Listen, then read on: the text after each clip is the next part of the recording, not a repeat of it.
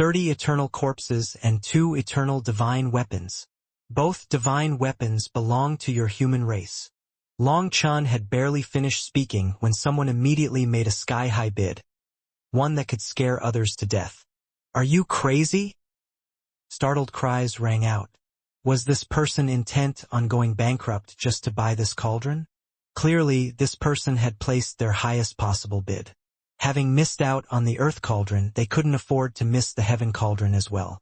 If there had been any lingering doubts about the authenticity of the bronze cauldron before, those doubts had now completely evaporated. Some ancient powers were aware that the heaven-earth cauldron was split in 2 forms. So, now that the heaven cauldron had appeared, along with the images provided by the Soaring Dragon Company, they were sure that it was real. The heaven-earth cauldron was a primal chaos divine item of incalculable value. In everyone's mind, that ghost Tao lifeform had gotten a great bargain by acquiring it at such a low price. As a result, no one was willing to let this opportunity slip through their fingers. 58 eternal corpses and 7 eternal divine weapons, 3 of which belong to the human race. Devil Chi erupted along with an ancient voice. Heavens! Everyone was silent after this bid. This elder's finances were unmatched, and his offer made everyone retreat. Long Chun looked around and smiled. It seems that there's no need to count, as no one can offer a higher bid. Congratulations! Bang! Long Chun then slammed his wooden hammer down, and this matter was done. After that, the private room was opened, and an elder with a silver mask walked out. This was an innate heaven venerate from the devil race with an exceedingly terrifying aura. But even he didn't dare to expose his face. His aura had gone through several transformations just to prevent others from telling who he was. Gimme! Long Chun directly extended a hand, and the elder wasted no words and handed him a world stone. After grabbing it, before Long Chun could even sense what was inside the world stone, a terrifying sensation of death enveloped him. Long Chun then roared furiously, thinking that this elder was scheming against him, so he smashed his fist forward. However, the moment he attacked, he realized that he had wrongly blamed this devil race's elder. That was because the latter was also roaring and retreating with the cauldron. He actually thought that Long Chun was the one sneak attacking him. Boom! The next moment, the entire stage exploded and terrifying chi waves unfurled. The immense power tore through the roof, causing countless experts to be sent flying. This sudden change caught everyone off guard. They had no idea what was happening. Long Chun, you swindler! Die! A sinister roar rang out, filling this place. When everyone heard that voice, they jumped as they recognized the speaker. It was that ghost Tao lifeform that had just vanished with the earth cauldron. However, it had come back and attacked Long Chun. At this moment, Long Chun's fist struck a strange barrier of light, and the impact caused his blood chi to churn within him, forcing him to retreat several steps. However, when Long Chun saw that figure, he laughed. This fellow ended up coming one step too late. That was fortunate, or the second fake wouldn't have been sold. What nonsense are you talking about? That heaven-earth cauldron went through the Soaring Dragon Company's appraisers. How could I have swindled you? Demanded Long Chun innocently. What dogs hit heaven-earth cauldron? That ghost Tao lifeform suddenly extended a hand, summoning a bronze cauldron. However, now it had lost its color. The cauldron no longer had its sacred might, and its aura had also changed. It was like it had lost all life. Boom! With a shake, specks of rust flew off of the cauldron. When it happened, its original form was revealed. This garbage is obviously newly crafted. You dare to present this as a counterfeit. Die! The life form sent the bronze cauldron flying at Long Chun's head. Boom! Long Chun swung his fist, causing the cauldron to fly away and roll into the distance. When it rolled in front of people, they let out startled cries. There was now a dent in the cauldron from Long Chun's fist. In fact, its entire shape had changed. Everyone was stunned. If it were the real heaven-earth cauldron, how could it be so weak? It had to be a fake. As for the devil expert who was tightly holding the heaven cauldron, His expression also underwent a dramatic shift. All of a sudden, he found that the Heaven Cauldron's sacred aura was fading away rapidly as well, its radiance diminishing. He then unleashed a punch at the cauldron as well, causing it to dent. As a result, his body began to quiver with rage. Long Chun. A furious hiss-like roar came from him as his terrifying killing intent unfurled. "Hey! Don't get emotional." Long Chun hastily waved his hands. "Everyone, let's discuss it. I found 2 bronze cauldrons, but I never said that they were the Heaven-Earth Cauldron. I already discussed this with the Soaring Dragon Company dash." Long Chen's expression suddenly changed, as if he had just misspoken. He hastily corrected himself. "This was all me, and the Soaring Dragon Company and That's right. This matter has nothing to do with the Soaring Dragon Company." Long Chun seemed panicked, as if trying to speak up for the Soaring Dragon Company, yet being too panicked to explain properly. Upon seeing this, the Soaring Dragon Company's experts were horrified.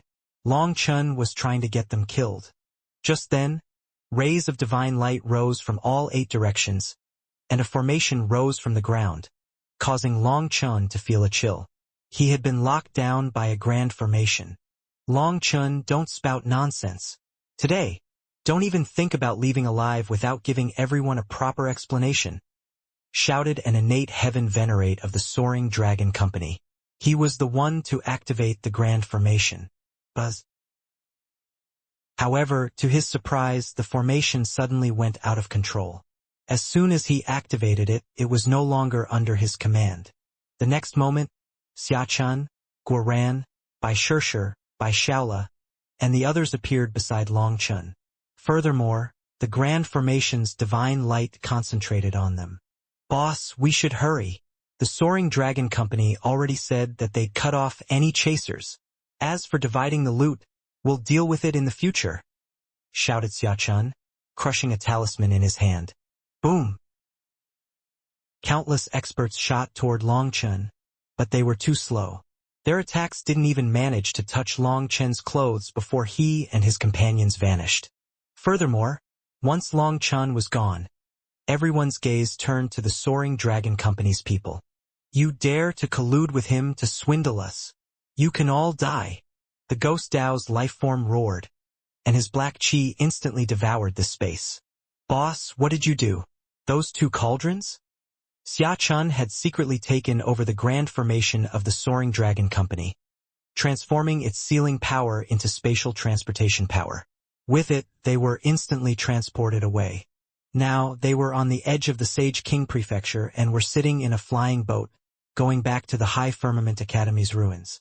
It was only now that Guoran had a chance to ask Long Chun about this matter. Both he and Xiachan had been worried for a long time. It was thanks to the Earth Cauldron's help. How could we have known that the Earth Cauldron's runes were so different from the Heaven Cauldron? Long Chun chortled. Hearing that, Xiachan and Guoran finally understood. However, these words were spoken spiritually. When it came to the Heaven-Earth Cauldron, the fewer people that knew about it, the better. It wasn't that Long Chun didn't trust Mu Qingyun and the others, but the implication of this matter was too great. It was best not to inflict them with bad karma.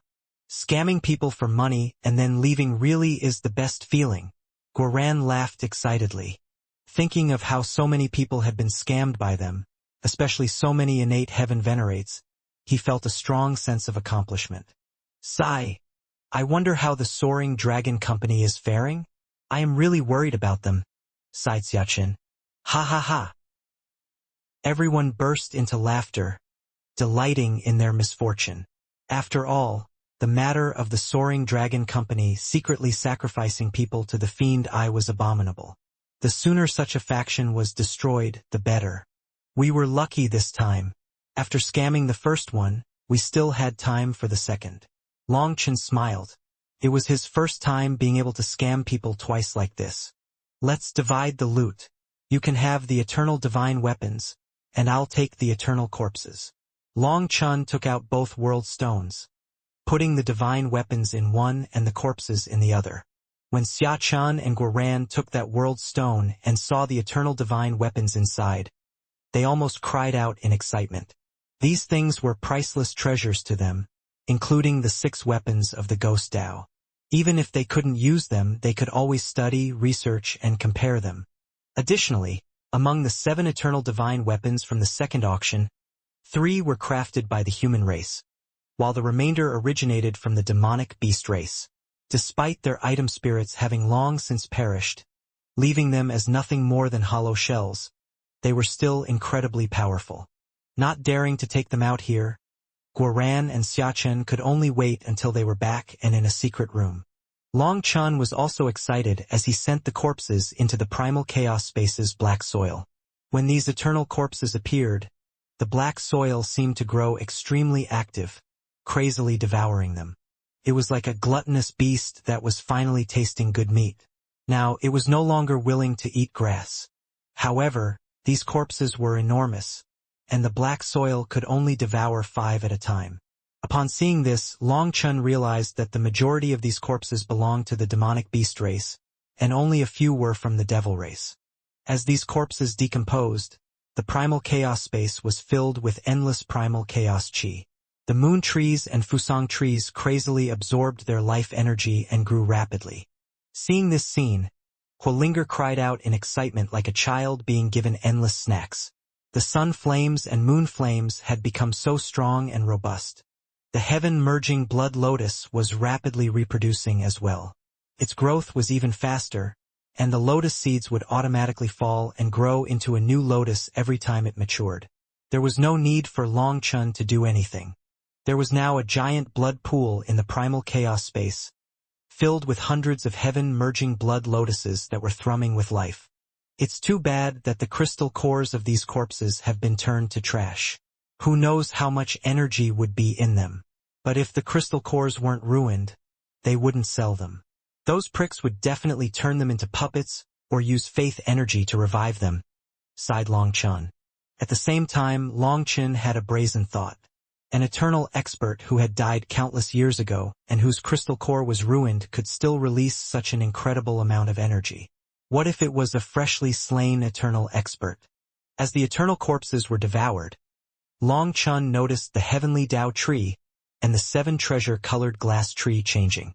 The transformation was subtle, yet new runes had emerged on their leaves, accompanied by a divine radiance that enveloped them. One possessed a yin essence, while the other exuded a yang essence, creating a perfect and harmonious contrast. Damn! How did I forget about this? Long Chun suddenly noticed several 3-colored fruits at the top of the heavenly Dao tree. Triple Supreme Heavenly Dao Fruit. The heavenly Dao was as amazing as ever. Within a certain range, the energy of any dying Triple Supremes was secretly absorbed, and this included all innate heaven venerates. Hee. My Dragonblood Legion will eventually become a true Supreme Legion. Long Chun grabbed those fruits excitedly. As the corpses were devoured, the laws of the primal chaos space seemed to silently transform. With all kinds of energy being unleashed, the primal chaos space seemed to be using them to perfect itself. When Long Chun checked on the earth cauldron in his spiritual space, he suddenly found that it was gone, leaving him in a cold sweat. However, when he looked into the primal chaos space again, he was relieved to see that the earth cauldron had run over here, floating in the sky with the golden lotus seed. Long Chun sighed with relief. It seems that the earth cauldron wants payment for helping me scam those people. Although Long Chun didn't know what the earth cauldron was doing, he knew that there must be something that it needed here. Long Chun found that no further rust fell off of the earth cauldron. Instead, the rust was starting to melt and then slowly be absorbed by it. When it came to the earth cauldron, Long Chun knew far too little about it. But there was one thing that he was sure of. Those corpses had to be beneficial to the earth cauldron, or it wouldn't have run over to the primal chaos space. At this moment, Xia Chen's flying boat sped through the air and quickly approached the heart of the Sage King Prefecture. Because the Grand Formation belonged to the Soaring Dragon Company, Xia Chen had only managed to harness a portion of its power. As a result, he couldn't exercise perfect control over their direction and distance during transportation. Fortunately, they hadn't gone too far, and the direction was only a bit off. Now, they had to enter from the Devil Race's territory. However, Long Chun and the others didn't dare to just swagger through the devil race's territory. It had to be known that Long Chun had killed so many devil experts, accumulating the resentment of countless devils on him. Hence, upon spotting him, devil experts could sense how many of their people he had slain and would instantly attack him. Also, in comparison to the demonic beast race, the devil race was more united. Long Chun might be able to cross through the demonic beast race's territory, but he didn't dare to pass straight through the devil race's territory. Therefore, they went around until they reached the human race's territory. Once there, they prepared to take a shortcut to the High Firmament Academy's ruins. Long Chun, face your death. The void quivered, and an overwhelming surge of death chi burst forth. The Ghost Dao expert then materialized, with black chi swirling around him. Long Chen's flying boat was silently approaching the human race's territory with its stealth abilities. So, for them to have been noticed meant that this Ghost Dao expert had a special tracking art. This expert had just appeared when a certain thing flew toward Long Chun, startling him. To his surprise, it was a head that belonged to the innate heaven venerate of the Soaring Dragon Company. This Ghost Dao expert had actually slain him. For an immortal king to defeat an innate heaven venerate was an immensely challenging feat therefore. The fact that this Ghost Dao expert had killed one indicated that his power far exceeded that of the innate heaven venerate. Long Chen dodged the head quickly because he noticed that the head had strange runes on it. He didn't dare to rashly touch it. Boom! That head suddenly exploded, erupting with the divine might of an innate heaven venerate. It was like the self-detonation of an innate heaven venerate. Long Chen was completely shocked. He hadn't expected this Ghost Dao expert to have such terrifying methods. Now, there was no way for him to dodge this attack. If he did, the terrifying chi waves would blast Bai Shirshir and the others. Perhaps Bai Shirshir, Bai Shaola, Guoran, and Xiachun could endure it. But Mu Qingyun, Luo Bing, Luo Ning, Zhong Ling, and Zhong Xiu would very likely be crushed to death. Boom! Golden dragon scales appeared on top of Long Chen's body as he summoned the Dragon King battle armor to block this terrifying explosion. Bracing the impact, Long Chun felt like he was struck by a star and almost coughed up blood. The space behind Long Chun cracked like a mirror and then spread straight up into the dome of the heavens. Long Chun was at the center of that web of cracks. Following that, Long Chen's blood chi surged like a tsunami, and an immense power ran amok like wild horses breaking free from their reins. Amidst the chaotic energy coursing through his meridians, Long Chun found himself losing control over his body. Die!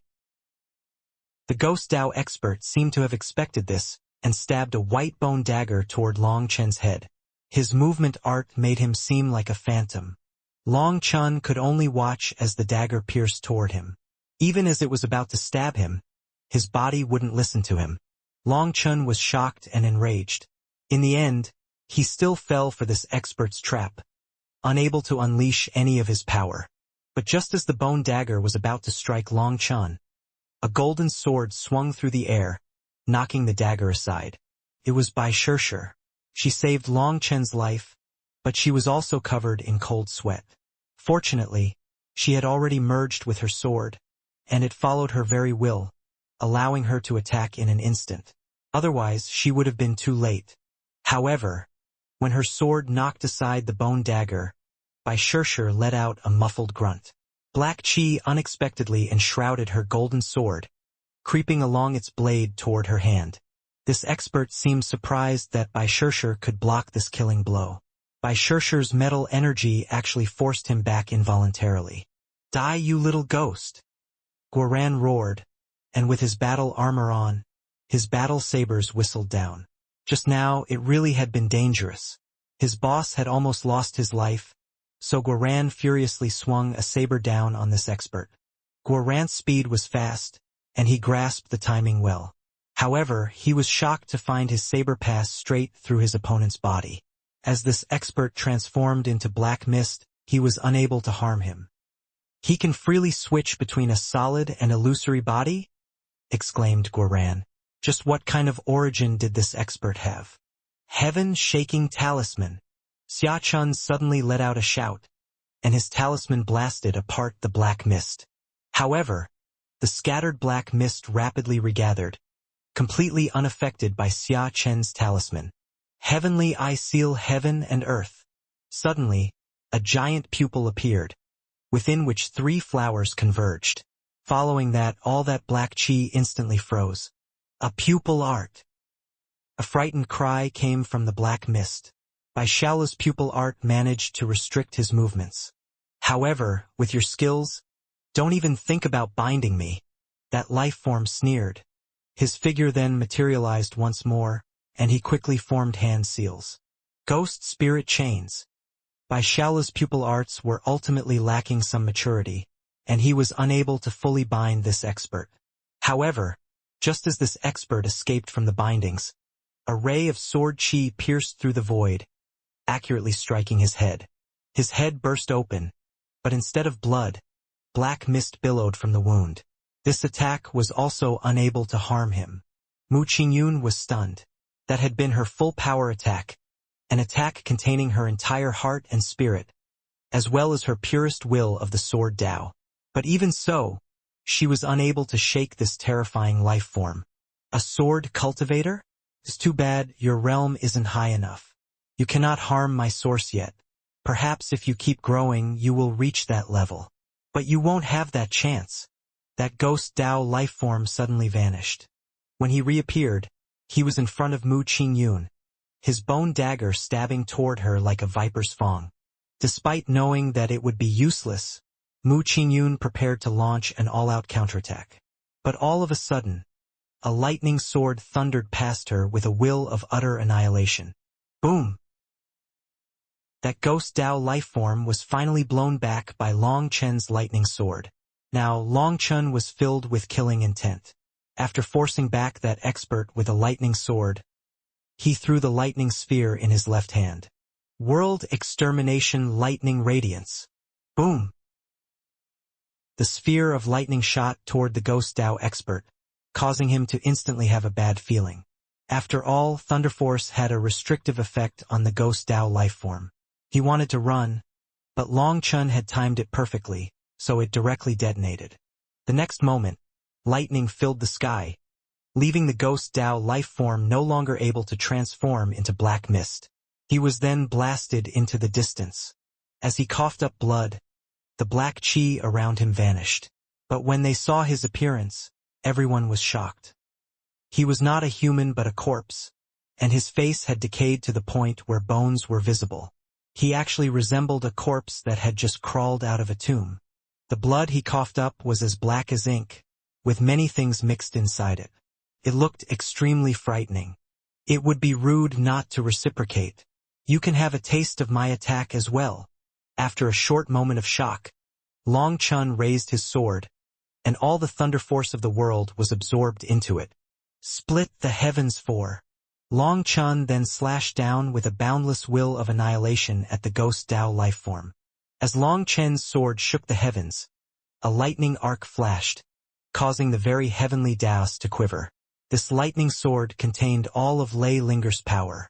Only Lei Linger's heavenly tribulation lightning could restrict this ghost Dao life form. Whether he was a corpse or an illusory body, he couldn't withstand the power of the thunder force. Having almost been conned to death, Long Chen was enraged, so he showed no mercy with this attack. Facing such a furious thunder force, this life form was filled with terror. On the surface, he seemed to be able to avoid everyone's attack effortlessly. However, in truth, a portion of their attacks still reached him. Out of all those attacks, it was Mu Qingyun's sword that caused him the greatest harm, striking his core. Although he pretended to be fine, he had actually taken an internal wound and was trying to recover. Now, Long Chen's consecutive attacks exacerbated his injuries, giving him no time to recuperate, just like how he hadn't given Long Chen any time either. This ghost Dao life form then let out a furious roar and stabbed his bone dagger forward with all his power. Behind him, black chi burst into existence, condensing into 8 giant tentacles. Boom! When Long Chen's sword struck the white dagger, bolts of lightning exploded, crashing out like water breaking free from a dam. The Ghost Dao expert's 8 black tentacles were entangled with lightning and actually drew Long Chen's thunder force into the space behind him. Knowing that he couldn't endure such a terrifying thunder force, the Ghost Dao expert had to use his full power just to displace Long Chen's thunder force. However, Long Chen's thunder force was extremely tough. Even after using one of his divine abilities, the Ghost Dao expert was unable to fully shed the thunder force. As a result, his tentacles began to explode one after another. Boom! Finally, his true body was unable to endure this attack anymore and exploded. The air was shrouded in black chi before it gradually dissipated. Long Chen, you bullied me with numbers this time. Just wait. Guixian will not let you off. Wash your neck and wait for me. His furious roar could be heard from the dispersing black chi. When the black chi vanished, his aura was gone without a trace. How can this be? My formation is unable to stop him, exclaimed Xiachun. The moment Long Chen attacked, Xiachun immediately set up a grand formation just to prevent the Ghost Dao lifeform from fleeing. However, the latter left without even touching the formation and just silently vanished. Everyone's expression also changed. They had never encountered such a terrifying lifeform before. Big brother Long Chen, if you had let me attack, he wouldn't have been able to escape, said Hulinger, her voice ringing out in Long Chen's mind. She was unhappy. She had wanted to attack, but Long Chen hadn't let her. There's no need to expose too much power. After all, the Sage King Convention will have many monsters just like him. Don't worry, you'll have your chance, consoled Long Chen. Seeing that Bai Shishir and the others still had stunned expressions, Long Chen knew that this fellow called Guixian had given them quite a significant blow. Don't be dejected. The reason you were unable to cause him significant damage is because the Ghost Dao's lifeforms are just too special. But don't mind too much. They are too mysterious and we don't understand them, so we don't know their weaknesses. Once we learn their weak points, it'll be easy to deal with them. Qing Yun, that sword strike of yours was very beautiful, and you managed to harm his source. If it weren't for your attack, I wouldn't have been able to beat him so easily, said Long Chen, praising Mu Qingyun in the end. Really? Mu Qingyun was delighted. Originally, Mu Qingyun had been quite confident this time for the Sage King Convention. She believed it was an opportunity to challenge various experts and enhance her comprehension of the Sword Dao. Little did she anticipate that her all-out strike to someone's head would be ineffective, and this dealt a severe blow to her confidence. Fortunately, Long Chen's encouragement instantly revitalized her. His approval was the greatest encouragement to her. Of course, it's true. However, your sword strike was off, said Long Chen. How was it off? Asked Mu Qingyun. Everyone was confused by this statement. Mu Qingyun's sword had accurately struck that life form in the head. It had been perfect. It was your heart that was off. Long Chen smiled. A sword cultivator must not only possess confidence in their sword, but also in their techniques and themselves. A true sword cultivator doesn't need to intentionally aim for someone's vital parts. As soon as you intentionally search for weaknesses in your opponent, your sword daos will weaken a great deal. It is because you are afraid that you can't kill your opponent that you aim for their vital parts. However, this subconscious thought causes the will of your sword dao to fade. That is why your attack only injured him but failed to end him. Mu Qingyun immediately grasped the wisdom in Long Chen's words and felt a deep admiration for him. His insight remained as keen as ever, and these simple words served as enlightenment to her. It seemed that being with him, it would be hard not to constantly advance. Big sister Qingyun, you're amazing. Bai Shaola couldn't help praising her. He always felt great admiration for Mu Qingyun. Shaola, how are your pupil arts so weak? Long Chen turned and frowned at Bai Shaola. Bai Shaola's pupil art covered a huge range and contracted very fast. Even the Ghost Dao life form with his fast reactions was caught by it. That meant that this technique was very powerful. However, despite being bound, the Ghost Dao life form still managed to easily escape. Long Chen didn't know where the problem lay. Of course, he's weak. This idiot could die of idiocy. Do you know how many months he took just to learn this one technique? He didn't even learn it properly. Long Chun, you've really conned me. Just then, a furious roar rang out, and a fox with violet eyes appeared on Bai Shaola's shoulder. It was precisely the violet pupil nine-tail fox that Bai Shaola had summoned back then. Now it was glaring at Long Chun so much that flames almost burst out of its head. What happened to you? How did you become so weak? Long Chun almost couldn't believe his eyes. Back in the 3,000 worlds, this fox's aura had been so terrifying. But now it was only in the Immortal King realm. You have the face to speak. Isn't it all because of you? After merging with this fellow, all my power was absorbed by him. Most hateful of all. This fellow is too stupid. He's unable to use his pupil arts in unison with me. I'm really going to die of rage one day, roared the violet pupil nine-tail fox. Despite being cursed at, Bai Shaola didn't say a word. After all, forming a contract with this fox had bestowed upon Bai Shaola a significant advantage. In contrast, the violet pupil nine-tail fox had endured immense suffering. Thus, Bai Shaola bore the curses without protest. Wow, what a cute fox! I want this fox. Just as the violet pupil nine-tail fox was venting its anger, a group of people in the distance surrounded Long Chun and the others. A group of people emerged in the distance, appearing to be young experts. There were 70 to 80 of them, and all of them were dressed extravagantly. To Long Chen's surprise, they were all triple supremes. Even after being in the Sage King Prefecture for so long, he had never seen a faction with so many young triple supremes before. Long Chun, When Luo Bing and Luo Ning saw them, they were particularly shocked and hastily sent Long Chun a message. Don't say anything for now. Let's just watch first. The reason Luo Bing and Luo Ning were so shocked was because they could sense a powerful bloodline resonance with these people. These people were actually part of the violet blood race.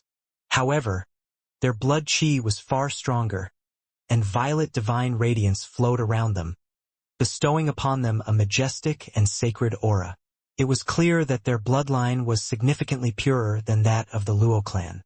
As this was Luo Bing and Luo Ning's first time encountering the violet blood race in the outside world, they were incredibly excited. They directly wanted to greet them, but Long Chun stopped them. Long Chun also sensed this resonance. Although his spirit blood had been taken away, in the end, he still had his mother's bloodline. Violet blood had once flowed through his veins as well. However, Long Chun had a queer feeling about the appearance of these people. Luo Zichuan had never told Long Chun about their existence. While these people's violet blood was of high purity, it didn't reach Luo Zichuan's level.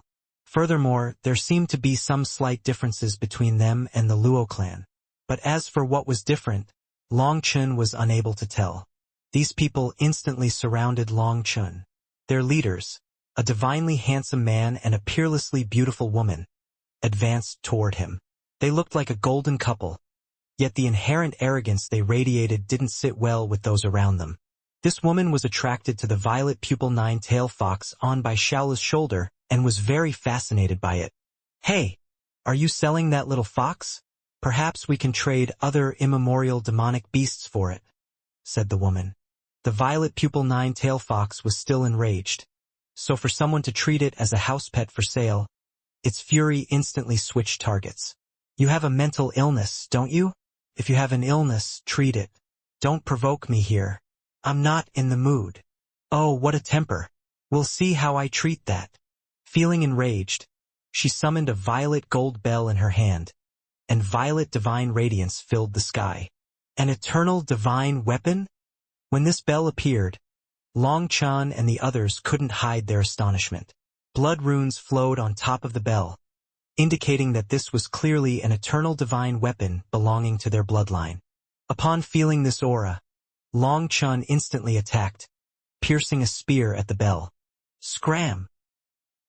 As if long since expecting him, the man beside the woman unsheathed his sword, colliding against Long Chen's spear. Boom! Everyone felt like the heavenly Daos themselves had detonated, as the violent impact left them gasping for breath and forced them back. On the other side, both Long Chun and that man grunted and took a few steps back, with each step causing the void to quiver and intense rumbling to resound. That man's expression shifted noticeably. He clearly hadn't expected Long Chun to be so powerful. In that exchange, neither side had gained the upper hand. Long Chun was equally taken aback.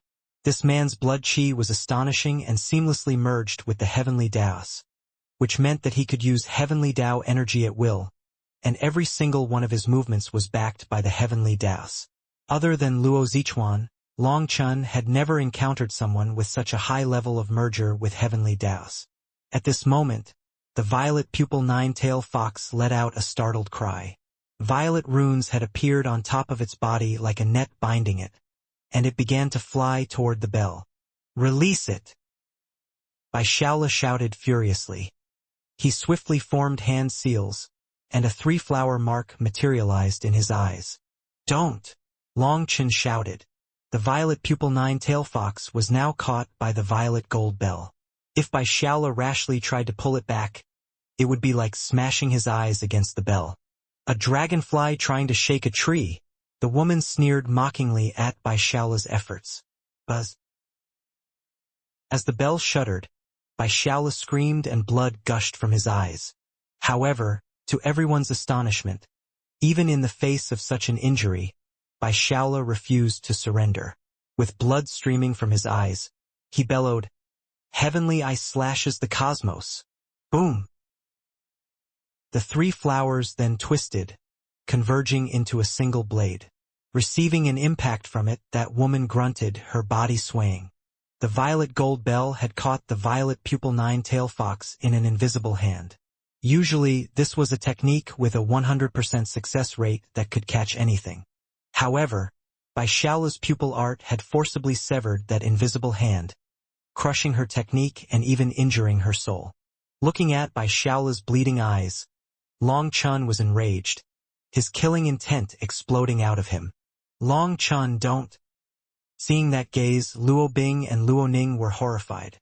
With their understanding of Long Chun, they knew that a massacre was about to occur.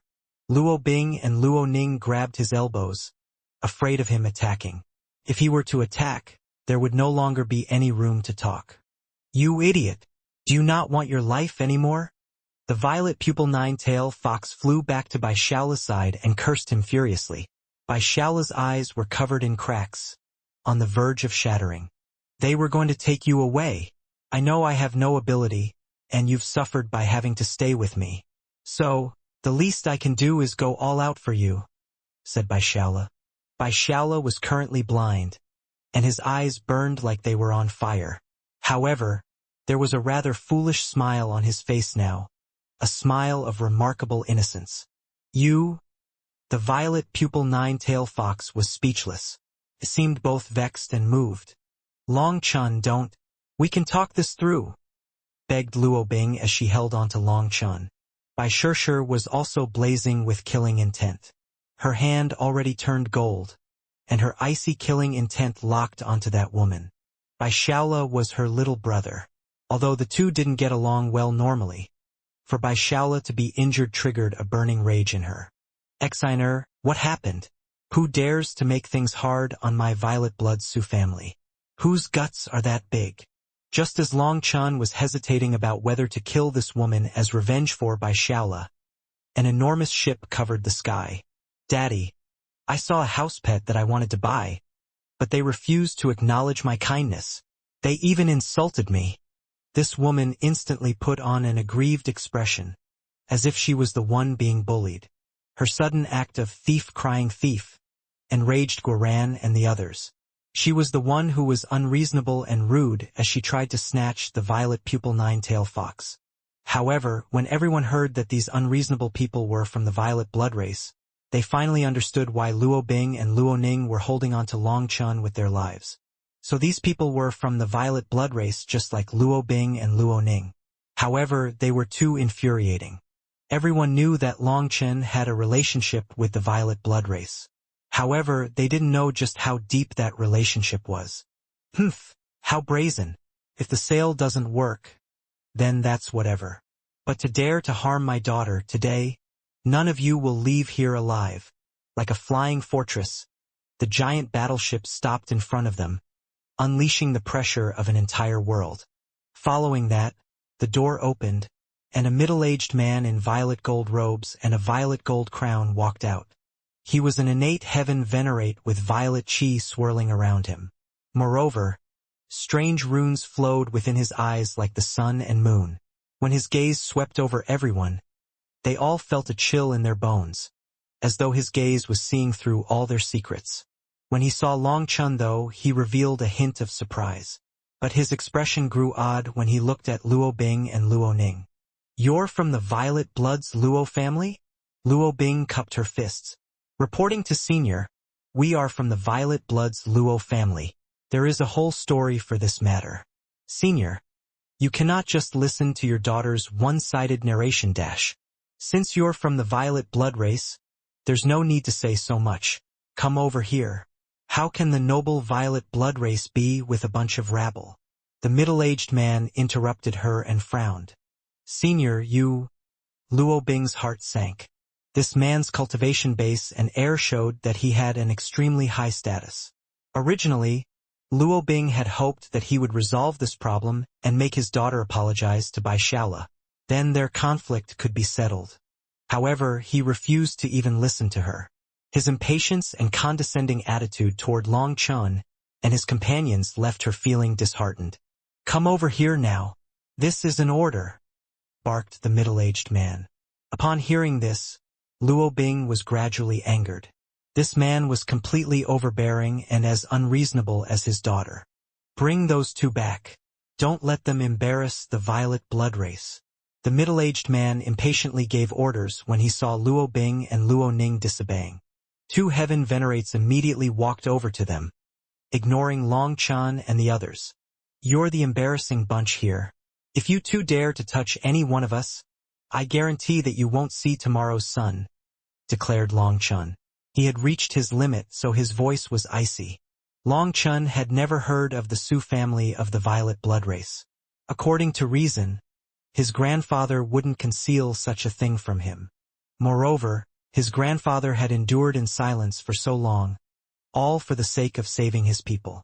However, he had never wanted to join forces with the Su family. There had to be a reason. Luo Zichuan had been willing to risk his life alone rather than work with the Su family. Long Chun had been wondering why his grandpa did this when he first saw these people, but seeing how tyrannical they were, Long Chun immediately thought of one possibility. Now, the Su family actually wanted to take their people. Long Chun stood in their way, his hand on the Minghong saber's hilt. "Ha ha ha! Who would have thought that there is someone so arrogant outside of my Su family? Brat, my Su family can be arrogant, but you can't. If you want to be arrogant, you should have the ability to back it up. Seize them. Execute anyone who gets in your way," ordered the middle-aged man. All this time, the Su family's young disciples kept sneering disdainfully at Long Chun and the others, looking down on them as if they were a group of prisoners. "The two of you still aren't coming?" The two heaven venerates walked straight to Luo Bing and Luo Ning, who were seething with anger. The two sisters looked at the countless experts behind the middle-aged man and then at the few members on their side. Luo Bing exchanged a meaningful look with Luo Ning, who promptly understood. After that, they stepped forward together. "There's no need for you to do anything. We dash. You cannot leave. As long as I am here, no one can bring you away," interrupted Long Chun. Luo Bing and Luo Ning were unwilling to implicate Long Chun and the others. After all, the power disparity between the two sides was far too great. Although they harbored no good feelings toward the Su family, considering that they were all from the Violet Blood race, the two sisters didn't think that the Su family would make things hard on them. A mantis trying to stop a chariot. Those two heaven venerates sneered and directly attacked. Their hands, bathed in violet divine radiance, extended toward Luo Bing and Luo Ning. At the same time, an imperceptible ripple surged toward Long Chun. This was a spiritual attack, as they not only grabbed the two sisters but also used the Violet Blood race's specific spiritual strength to teach Long Chun a lesson. Rather than calling it a lesson, it might be more appropriate to call it a shameless sneak attack. That was because the Violet Blood race's spiritual attack was very powerful, and someone who was caught off guard or someone with weak spiritual strength might have their soul directly shattered. These two were heaven venerates, and although on the surface they appeared to be grabbing Luo Bing and Luo Ning, in truth they were secretly attacking a little immortal king. This act was not only shameless but also treacherous. Long Chun, don't. When the two used a spiritual attack on Long Chun, Luo Bing's expression completely changed. She saw Long Chen's eyes transform into the coldest expression she had ever witnessed. Before Long Chun understood the relationship between the Luo family and the Su family, he didn't actually want to kill anyone. But his fury could no longer be contained.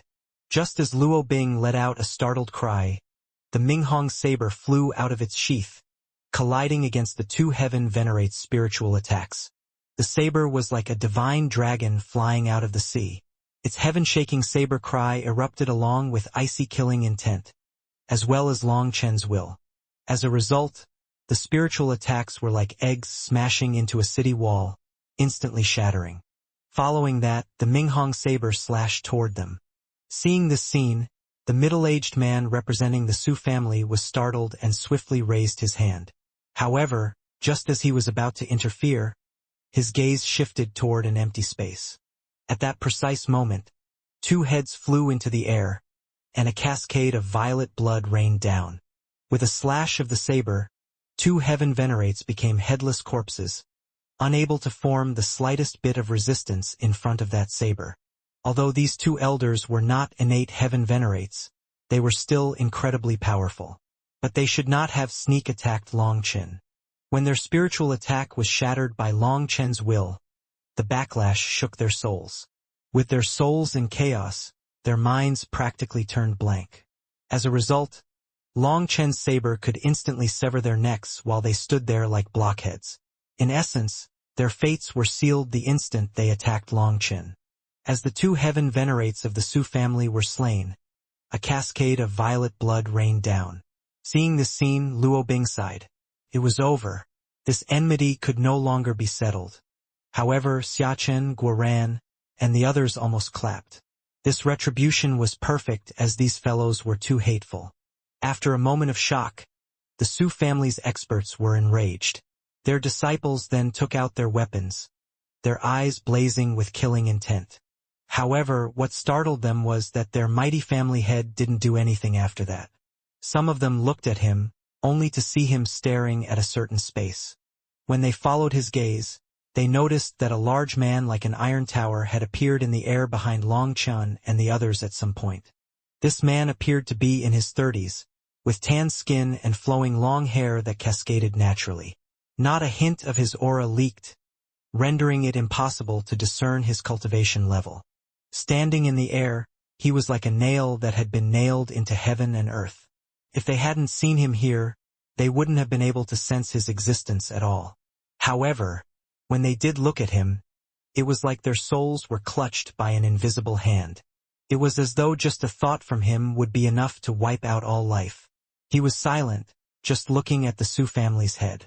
This individual was the master of the Battle God Palace, and his arrival at this pivotal moment was not by chance. Long Chun had summoned him. Back then, Bai Zhantong had given Long Chun a spiritual jade. If something that he couldn't deal with by himself happened, he could activate it and the palace master would personally come. Long Chun had already activated the spiritual jade when he decided to kill these people. That was the reason the Su family head had abruptly stopped just now. Only he had managed to sense the presence of the Battle God Palace's master. Fight! The palace master eyed the Su family head for a long time before finally spitting out a single word. This one word contained a heaven-shaking battle intent, and the very laws of the world changed because of it. Seeing that this existence could cause the heavens to quiver and the earth to rock with one word, the Su family's experts were all shocked and terrified.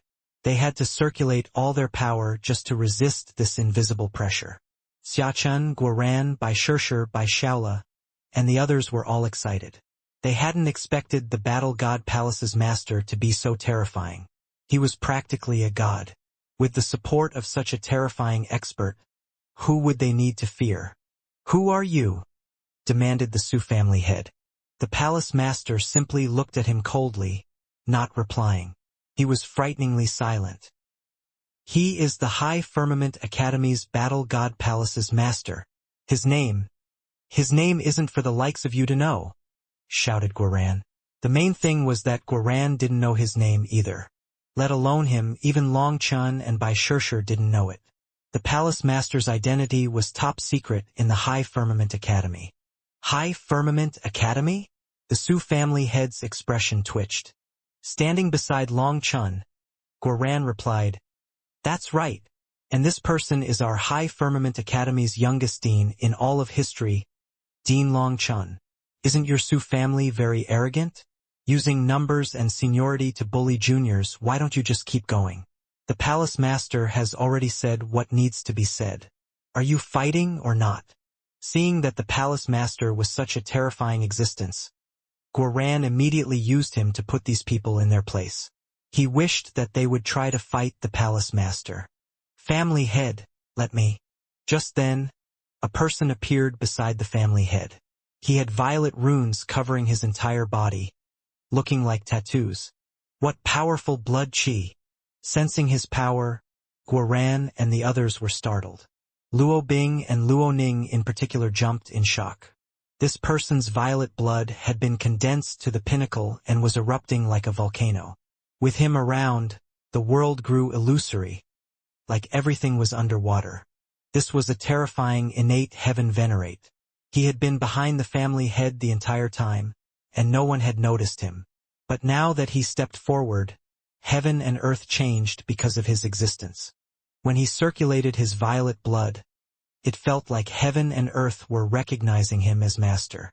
The power of heaven and earth was his to command.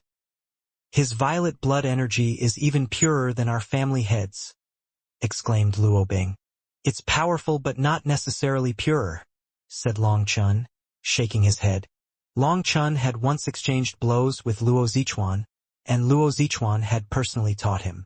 Thus, Long Chun knew far more about Luo Zichuan's power than them. Back then, Luo Zichuan was only in the Immortal King realm, but his violet blood's purity far surpassed that of this innate heaven venerate. The only reason Luo Bing had such a feeling was because she was unable to tell the difference between quality and quantity. When this innate heaven venerate stepped forward, the Palace Master's eyes lit up. A divine radiance that made people shudder flickered in his eyes. "Hold it!" Suddenly, the Su family head stopped this innate heaven venerate. Looking at the Palace Master, he said, "It was nothing more than a minor matter. There's no need to fight." "Family head, you?" That innate heaven venerate was stunned. He hadn't expected the family head to really retreat. He almost couldn't believe it. It had to be known that Long Chun had just slain 2 of their experts. The rest of the Su family were also stunned. Just who was this Palace Master to be capable of making the Su family retreat? "Dad!" That girl called Exiner looked at by Shaola's violet pupil 9-tail fox, clearly unwilling to let it go. After all, she had never been denied anything she wanted. "We're leaving." This time, even the family head who pampered her did not listen. Just as he turned away, "Hold it!" This time it was Long Chen's turn. "Brat, do you want to die?" The man who led the Su family's young disciples turned to him furiously, his killing intent exploding out of him. However, Long Chen didn't even look at him. He instead turned his gaze to Bai Shaola. "Shaola, what do you want? You are my brother, and you cannot be bullied for nothing. Do you want her eyes or her life? Boss will help you find justice." Upon hearing this, the expressions of all the Su family's people changed. They all clutched their weapons angrily. That girl called Exiner had tried to forcibly take the violet pupil 9-tail fox. She was tyrannical and even used an eternal divine weapon directly, nearly causing permanent damage to Bai Shaola's eyes. It had to be known that Bai Shaola cultivated pupil arts. If his eyes were permanently damaged, he would be a complete cripple. Such an outcome would be even more agonizing than death for him. From top to bottom, not one person in the Su family was reasonable. The younger ones tried to take the violet pupil 9-tail fox, and the older ones tried to capture the Luo sisters. Due to this, Long Chen's fury could not be quelled any longer. He no longer cared about any misgivings. Who gave a shit about the relationship between the Su family and the Luo family now? The most important thing was to get justice for Bai Shaola. As I see it, you've gone insane. If you want to die so badly, I'll kill you right here and now. That exiner bellowed furiously. When she heard Long Chen's demand for either her eyes or her life, her eyes became filled with a murderous intent.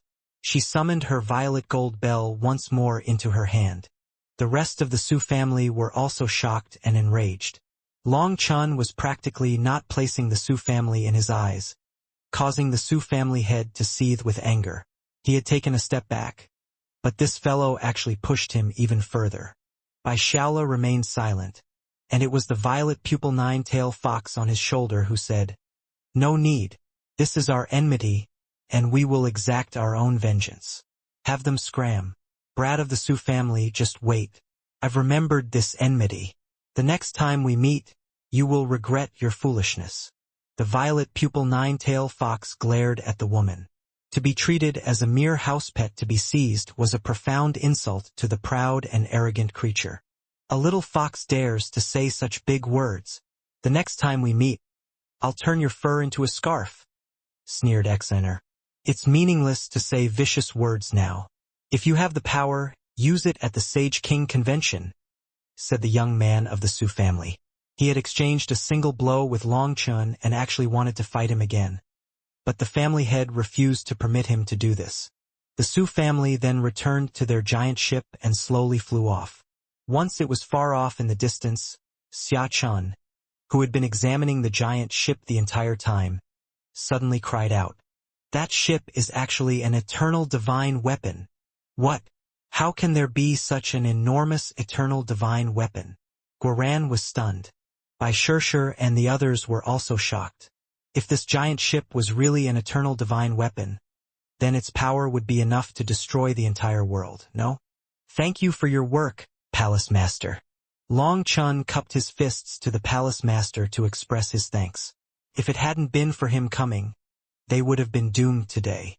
It's too bad. Just a bit off. Next time, work harder. The Palace Master looked at the battleship regretfully and sighed before vanishing. The Palace Master's words befuddled everyone here. They didn't know what he was referring to when he said just a little bit off.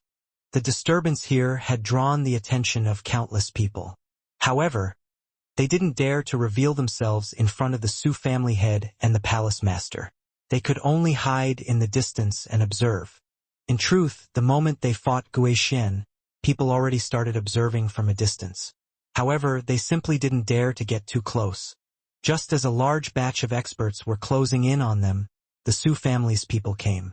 When both the Su family head and the Palace Master unleashed their divine might, those people didn't dare to approach, afraid of getting caught in their battle.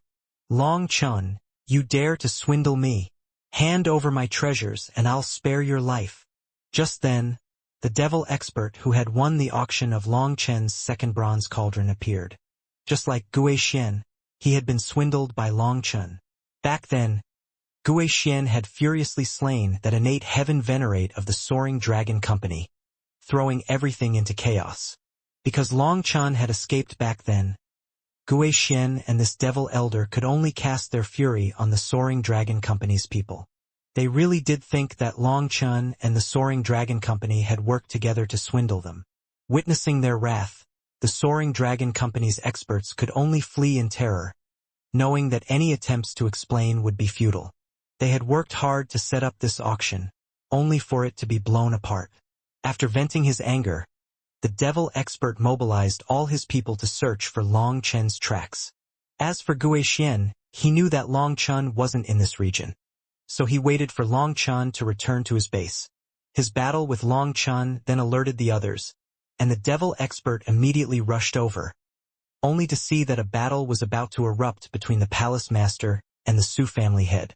The Palace Master's divine might had terrified everyone, including this devil expert, who was a powerful innate heaven venerate.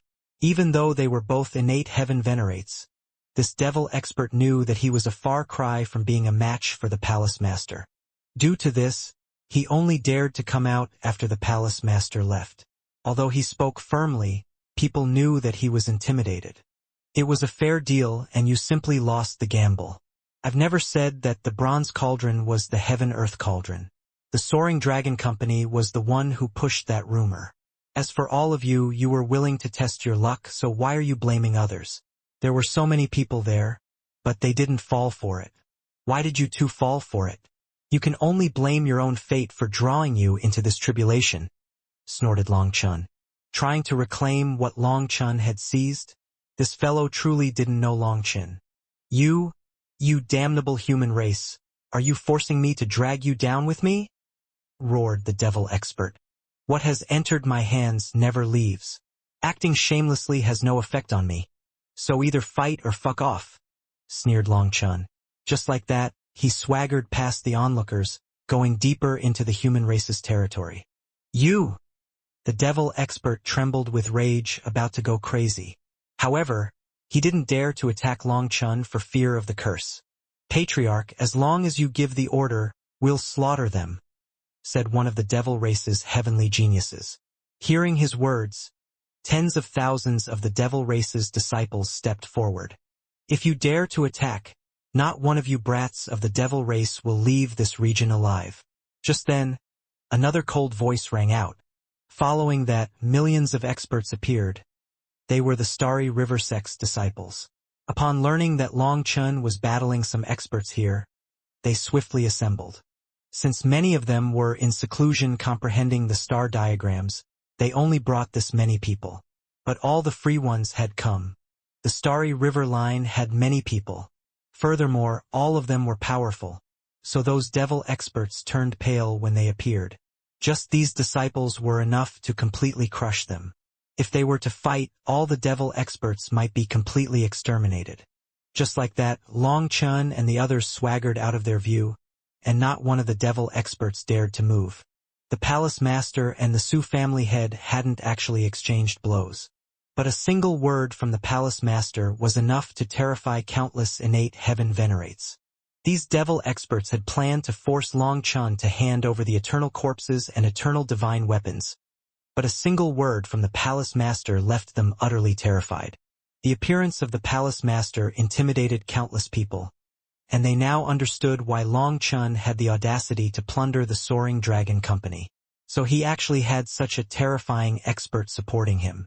Seeing Long Chun leave, the devil experts could only clench their teeth furiously.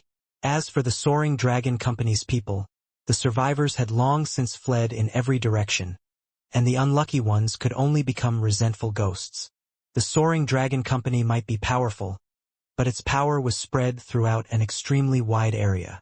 Due to constantly doing business everywhere, it was very difficult to gather all their experts. Given their immense power, they had never dreamed that Long Chun would trick them like this. As for those two swindled fellows, they were driven to extreme actions and began slaughtering the people of the Soaring Dragon Company. The Soaring Dragon Company also became a huge laughingstock because of this matter, and Long Chun was given the title of a supreme swindler. This supreme swindler had profited immensely. In front of countless gazes, he swaggered back to the High Firmament Academy. When Long Chun returned to the academy, he found that it had become much more peaceful. There were more outsiders present studying the stone tablets, but now they were all very obedient. Let alone causing trouble, not one person even raised their voice. They all followed the rules religiously. When they saw Long Chun, their gazes were worshipful. A group of idiots with no skill. Give them an inch and they'll demand a yard. Luo Ning scoffed, her disdain for such individuals evident. She held people like them in the lowest regard. Previously, they had voiced all sorts of complaints against the High Firmament Academy, despite being granted free access. But upon Long Chen's arrival, they all became obedient children. Brother Long, were you looking for me? Long Chun had just returned to the High Firmament Academy when Su Changchuan arrived with over 10 of the Full Moon Race's experts. 2 of those experts had veiled auras, so they must be true experts. It seemed that Su Jianxiong was so worried about Su Changchuan that he had 2 of their top experts guarding him. When Su Changchuan arrived, he greeted everyone. After all, he was once a disciple of the High Firmament Academy. I have something important to give. I've been too busy lately, so it wasn't convenient for me to go to you, said Long Chun. More and more experts had now arrived in the Sage King Prefecture, so the various territories were becoming rather complex. If Long Chun were to travel to the demonic beast race's territory again, he might have to fight through several factions. Long Chun might not be afraid of them, but he really didn't have that much time at the moment. He could only send word to the full moon race to send someone over. This is... When Long Chun handed the world's stone to Su Chongchuan, the latter almost couldn't believe what he was seeing. The full moon rhinoceros's corpse was lying inside of it. This is a major matter. We have to return immediately and show it to the race leader. The two elders behind Su Chongchuan also checked the contents of the world stone and were even more excited than he was. It was an ancestor of the full moon race, an eternal expert. Moreover, the corpse was perfectly intact, so perhaps they could inherit many of its divine ability runes. This corpse was truly a priceless treasure for them. This matter was too important for their race, so Su Chongchuan couldn't bother with courtesies. After saying goodbye to Long Chun, he rushed back in a hurry. After all, such a major affair had to go through the race leader. They would need to immediately discuss just how to deal with this corpse. After dealing with the full moon race's matter, Long Chun returned to the inner academy. He then checked on by Shaola's eyes and couldn't help but gasp. "You little brat, you were just a bit away from crippling your eyes. What on earth possessed you to act so impulsively? With your boss present, no one can bully you," cursed Long Chun. The meridians in by Shaola's eyes were severed into tiny bits. Fortunately, their positions were still correct, and they could be reconnected. If they were instead blasted everywhere, no one could save his eyes. "I wasn't thinking, but anyone who dares to take my little nine must be stopped with my full power." Bai Shaola smiled foolishly. "Little nine?" Everyone stared at him in confusion. "How many times have I told you not to call me little nine? I'm older than your grandparents." The violet pupil nine-tail fox once more appeared and cursed him. Long Chun and the others almost burst into laughter. The violet pupil nine-tail fox was a desolate species that was famous everywhere. Its body could cover up the sky and sun, so the name of Little Nine was rather comical.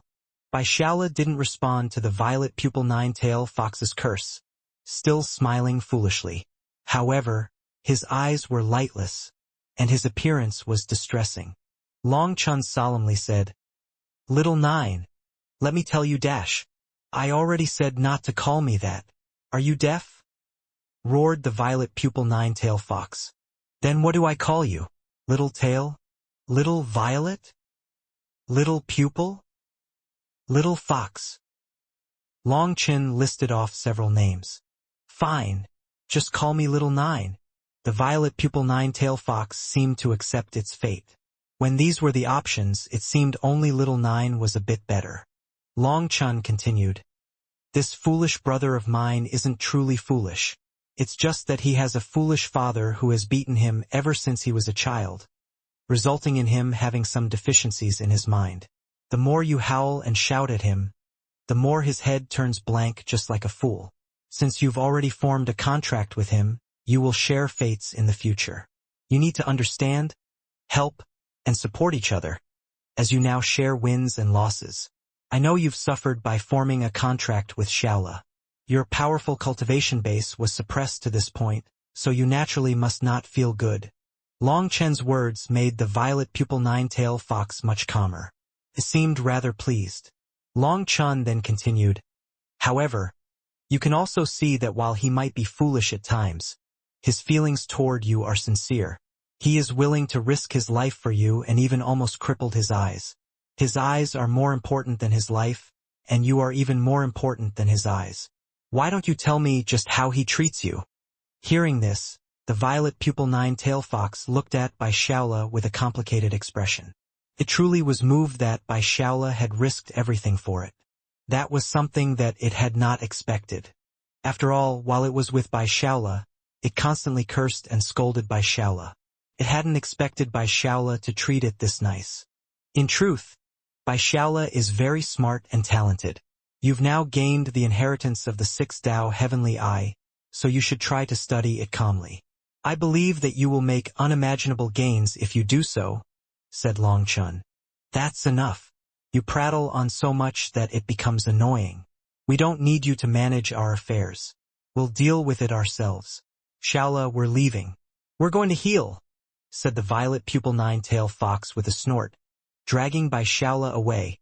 Watching as they left, Long Chen smiled. After going through this tribulation, the violet pupil nine-tail fox and Bai Shaola's relationship had improved. If the violet pupil nine-tail fox sincerely accepted Bai Shaola, then once their souls merged, their power would definitely be astonishing. Boom! Suddenly, the High Firmament Academy swayed, delighting Bai Shirshir. The High Firmament Palace has appeared. Let's take a look. The High Firmament Academy's core region was an area that not even the Academy's disciples could get close to. Inside that core region was the High Firmament Palace, the final building of the Academy to appear. The reason why the disciples weren't allowed there was because this palace wasn't a region where the weak could enter. If a person's life was not tough enough, they would directly die inside. After all, the High Firmament Palace contained the High Firmament Academy's highest-level tomes. Afraid of the disciples losing their lives for nothing, the higher-ups didn't allow anyone to go near the palace even before it fully emerged. Now that it finally appeared, all the High Firmament Academy's disciples rushed over to take a look, and by the time Long Chen and the others arrived, there were already hundreds of thousands of disciples around it. When did our High Firmament Academy have so many experts? Asked Long Chen. We've never been lacking talented disciples.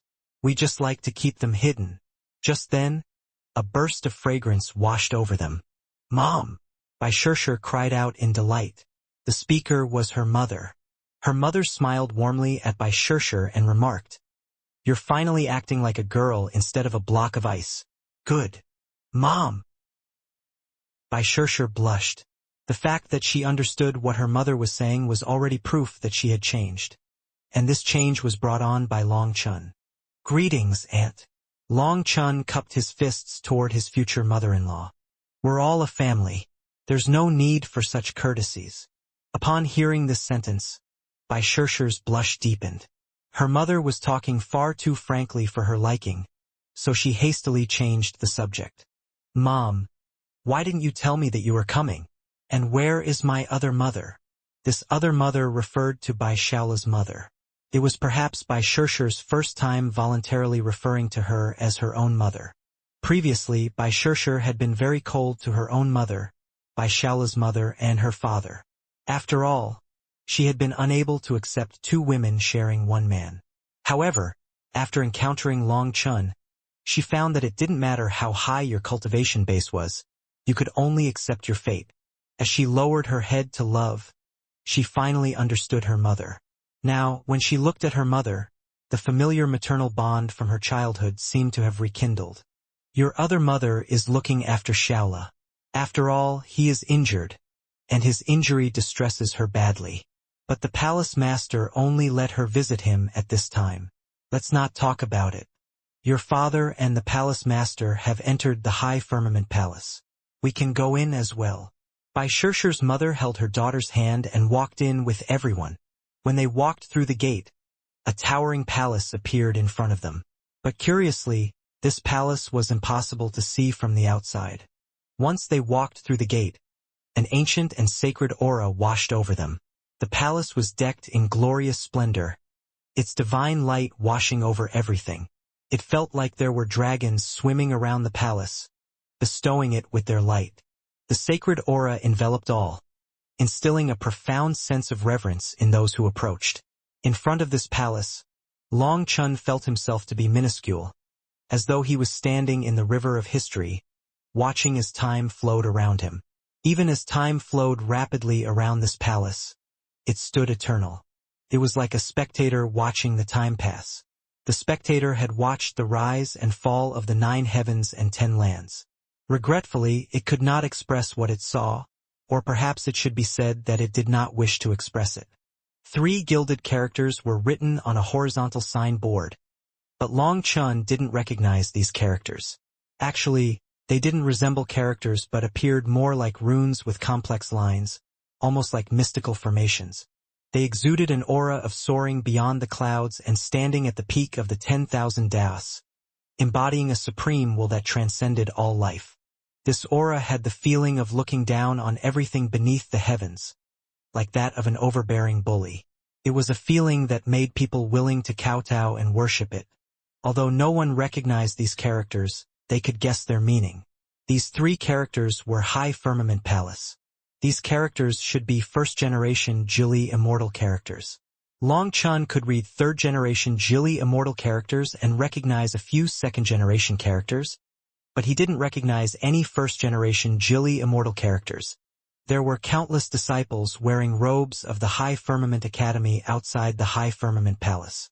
Long Chun also saw many disciples wearing similar robes, but there was a large battle character emblazoned on their chests. Seeing Long Chun eyeing those disciples, Bai Shirshir's mother said, "Those are disciples of the Battle God Palace. They have a different system from the Academy." Long Chun nodded. The High Firmament Academy had its own plans, and this time, for the Sage King Convention, they summoned their hidden experts one by one. However, even these disciples could only mill around the outside of the High Firmament Palace.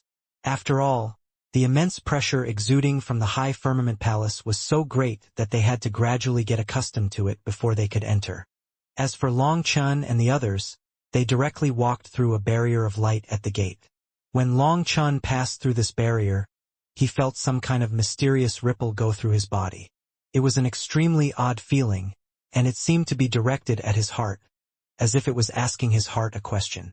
As for how his heart responded, even he himself didn't know. Long Chun glanced at Bai Shirshir and the others, and saw that they didn't seem to have sensed anything.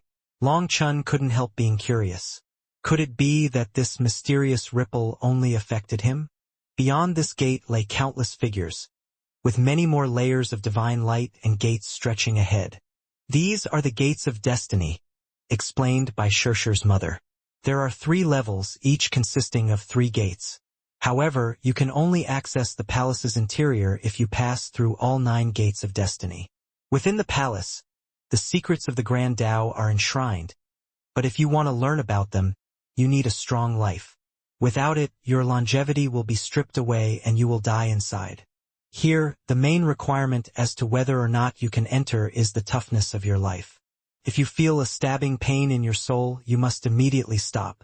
The High Firmament Palace might not be able to defy the heavens and change your fate, but as our High Firmament Academy's sacred land, it can help change your karmic luck. However, every person's karmic luck has an upper limit. If you reach that limit and still can't pass through the 9 gates, it can only be said that you have no destiny with the High Firmament Palace," she concluded. While speaking, they all passed through 7 layers of light. It was when they reached the 8th gate that Zhongling and Zhongxiu felt that it was getting difficult to proceed. Bai Shirshir's mother told them not to force it. At this time, they basically had entered and just needed some time to adjust. The 2 sisters were very obedient. After feeling like it was getting too much, they stopped while Long Chun and the others continued on. Once they were through the 9 layers of light, they reached the palace gate of the High Firmament Palace. The moment Long Chun set foot on it, a vast pressure crashed down on him. Within the palace, hundreds of white stone steels graced the surroundings. These stone steels, reminiscent of jade, were the source of the immense pressure Long Chun sensed. When Long Chun examined those stone steels, his heart skipped a beat. They were actually not stone steels but the bones of life forms that had reached the eternal realm. The bone steels were inscribed with densely packed characters, and a divine radiance enveloped them, lending an air of holiness and sanctity to their presence. "This is the Sword Tao's inscription?" Mu Qingyun let out a startled cry and immediately flew toward one of the bone steels. She looked as if she had been bewitched, as if her soul had been drawn out by the bone steel. She just stood there motionlessly. Upon looking at the surrounding bone steels, Long Chun and the others saw hundreds of other disciples in the same state. Most likely, their minds were fully immersed in the bone steels as they comprehended what was on them. These are secret arts recorded with original Jili Immortal characters, which can contain all things and manifestations. They are, in essence, the most ancient of characters, from which runes as we know them today were derived. These words or runes serve as vectors of power and as characters themselves. each carrying a portion of the Jili immortal character's power. But when they are merged, they are not Jili immortal characters, said by Shirshir's mother. Now you've lost me. If one was split into two once they're merged back together, are they not the original one? Senior, can you please explain it some more? Asked Xiachen curiously. Bai Shirshir's mother smiled. One is split into two. It's not so simple. What if it was 10 split into two, or 100 split into two, or 1,000 split into two? Then, Xiachen was at a loss for words. Original Jili immortal characters are said to contain the greatest secrets of the 9 heavens and 10 lands. No one can truly understand them. If you wish, you can view Jili immortal characters as an enormous measuring instrument capable of appraising everything within the 9 heavens and 10 lands. It is also capable of appraising the 10,000 laws and Daos of the universe. Our human race was at the bottom of the food chain back in the primal chaos era, merely slaves to the 10,000 races and livestock for slaughter. But the appearance of Jili immortal characters was what changed the fate of our human race, allowing us to rise to the peak of the 10,000 races. However, good things don't last forever. After the great battle of primal chaos, the human race plummeted from their peak. It was this battle that caused the inheritance of Jili immortal characters to be severed. Currently, we can only decipher up to 3rd-generation Jili immortal characters. As for 2nd-generation characters, even the calligraphy sect of the 4 immemorial sects can only recognize 60 to 70% of them. When it comes to 1st-generation Jili immortal characters, their comprehension is limited to a mere 10 to 20%. If we have to talk about the original Jili immortal characters, they cannot be understood by anyone. Bai Shirshir's mother lamented, her voice tinged with regret and helplessness. Wait a moment. Senior, are 1st-generation Jili immortal characters not the original Jili immortal characters? Asked Xiachen. There is a difference. 1st-generation Jili immortal characters were deciphered by the Jili race. At the same time, they also managed to decipher runes of power. Those runes are different from immortal characters as they are used to unleash things, while immortal characters are used to pass things on. In order for something to be passed on, future generations must understand it. However, when the Jili race translated 1st-generation Jili immortal characters, the range was too vast for them, so it was not precise enough. Thus, from the foundation of 1st-generation Jili immortal characters, 2nd-generation Jili immortal characters were born. Then comes the 3rd generation and 4th generation. The characters we currently use are mostly from decomposing 4th-generation Jili immortal characters. Through practice and consideration, we have reached the point where people can communicate accurately and precisely with these characters. Thus, some things can now be passed down with just words and not practice. That looks to be a good thing, but in truth, it is terrible. Bai Shirshir's mother shook her head sadly at this point. She continued, we originally had an enormous instrument to measure the world. However, we disliked it because it was too troublesome and began to break it apart piece by piece, simplifying it. It's like we took apart a 10,000-mile ruler into many tiny rulers for measuring every hair, every millimeter. Well, it became more convenient to use, but we would never be able to use them to measure vaster spaces, vaster worlds. Thus, we have basically turned ourselves into frogs at the bottom of a well. Senior, is that really such a problem? Can we not just add all those smaller rulers up again to measure vaster spaces? Interjected Guoran. She bitterly smiled. How could it be so easy?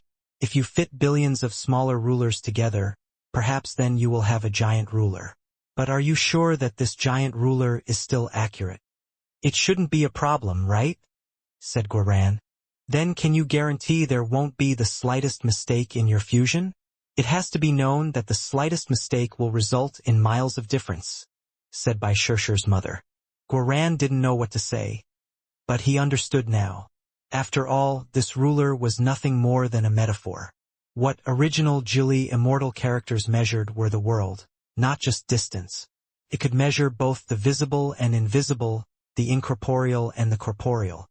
So it was the Jili race who took original Jili immortal characters and turned them into 1st-generation Jili immortal characters? Why would they translate their own characters into new ones? Unless... Long Chun suddenly frowned, his heart skipping a beat. Could it be that the Jili Immortal characters were just like Lord Brahma and the Nirvana scripture? Lord Brahma didn't create the Nirvana scripture. First came the Nirvana scripture and then came Lord Brahma.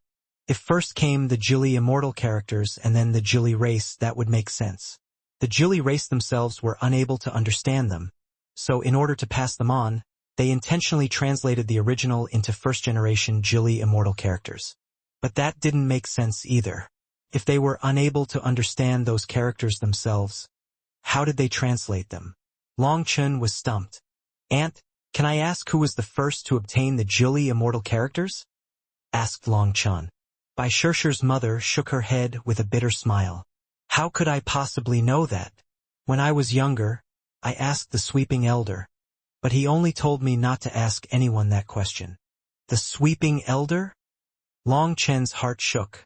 That elder sweeping the academy was too mysterious. Just who was he? This is all I can say about Jili Immortal characters.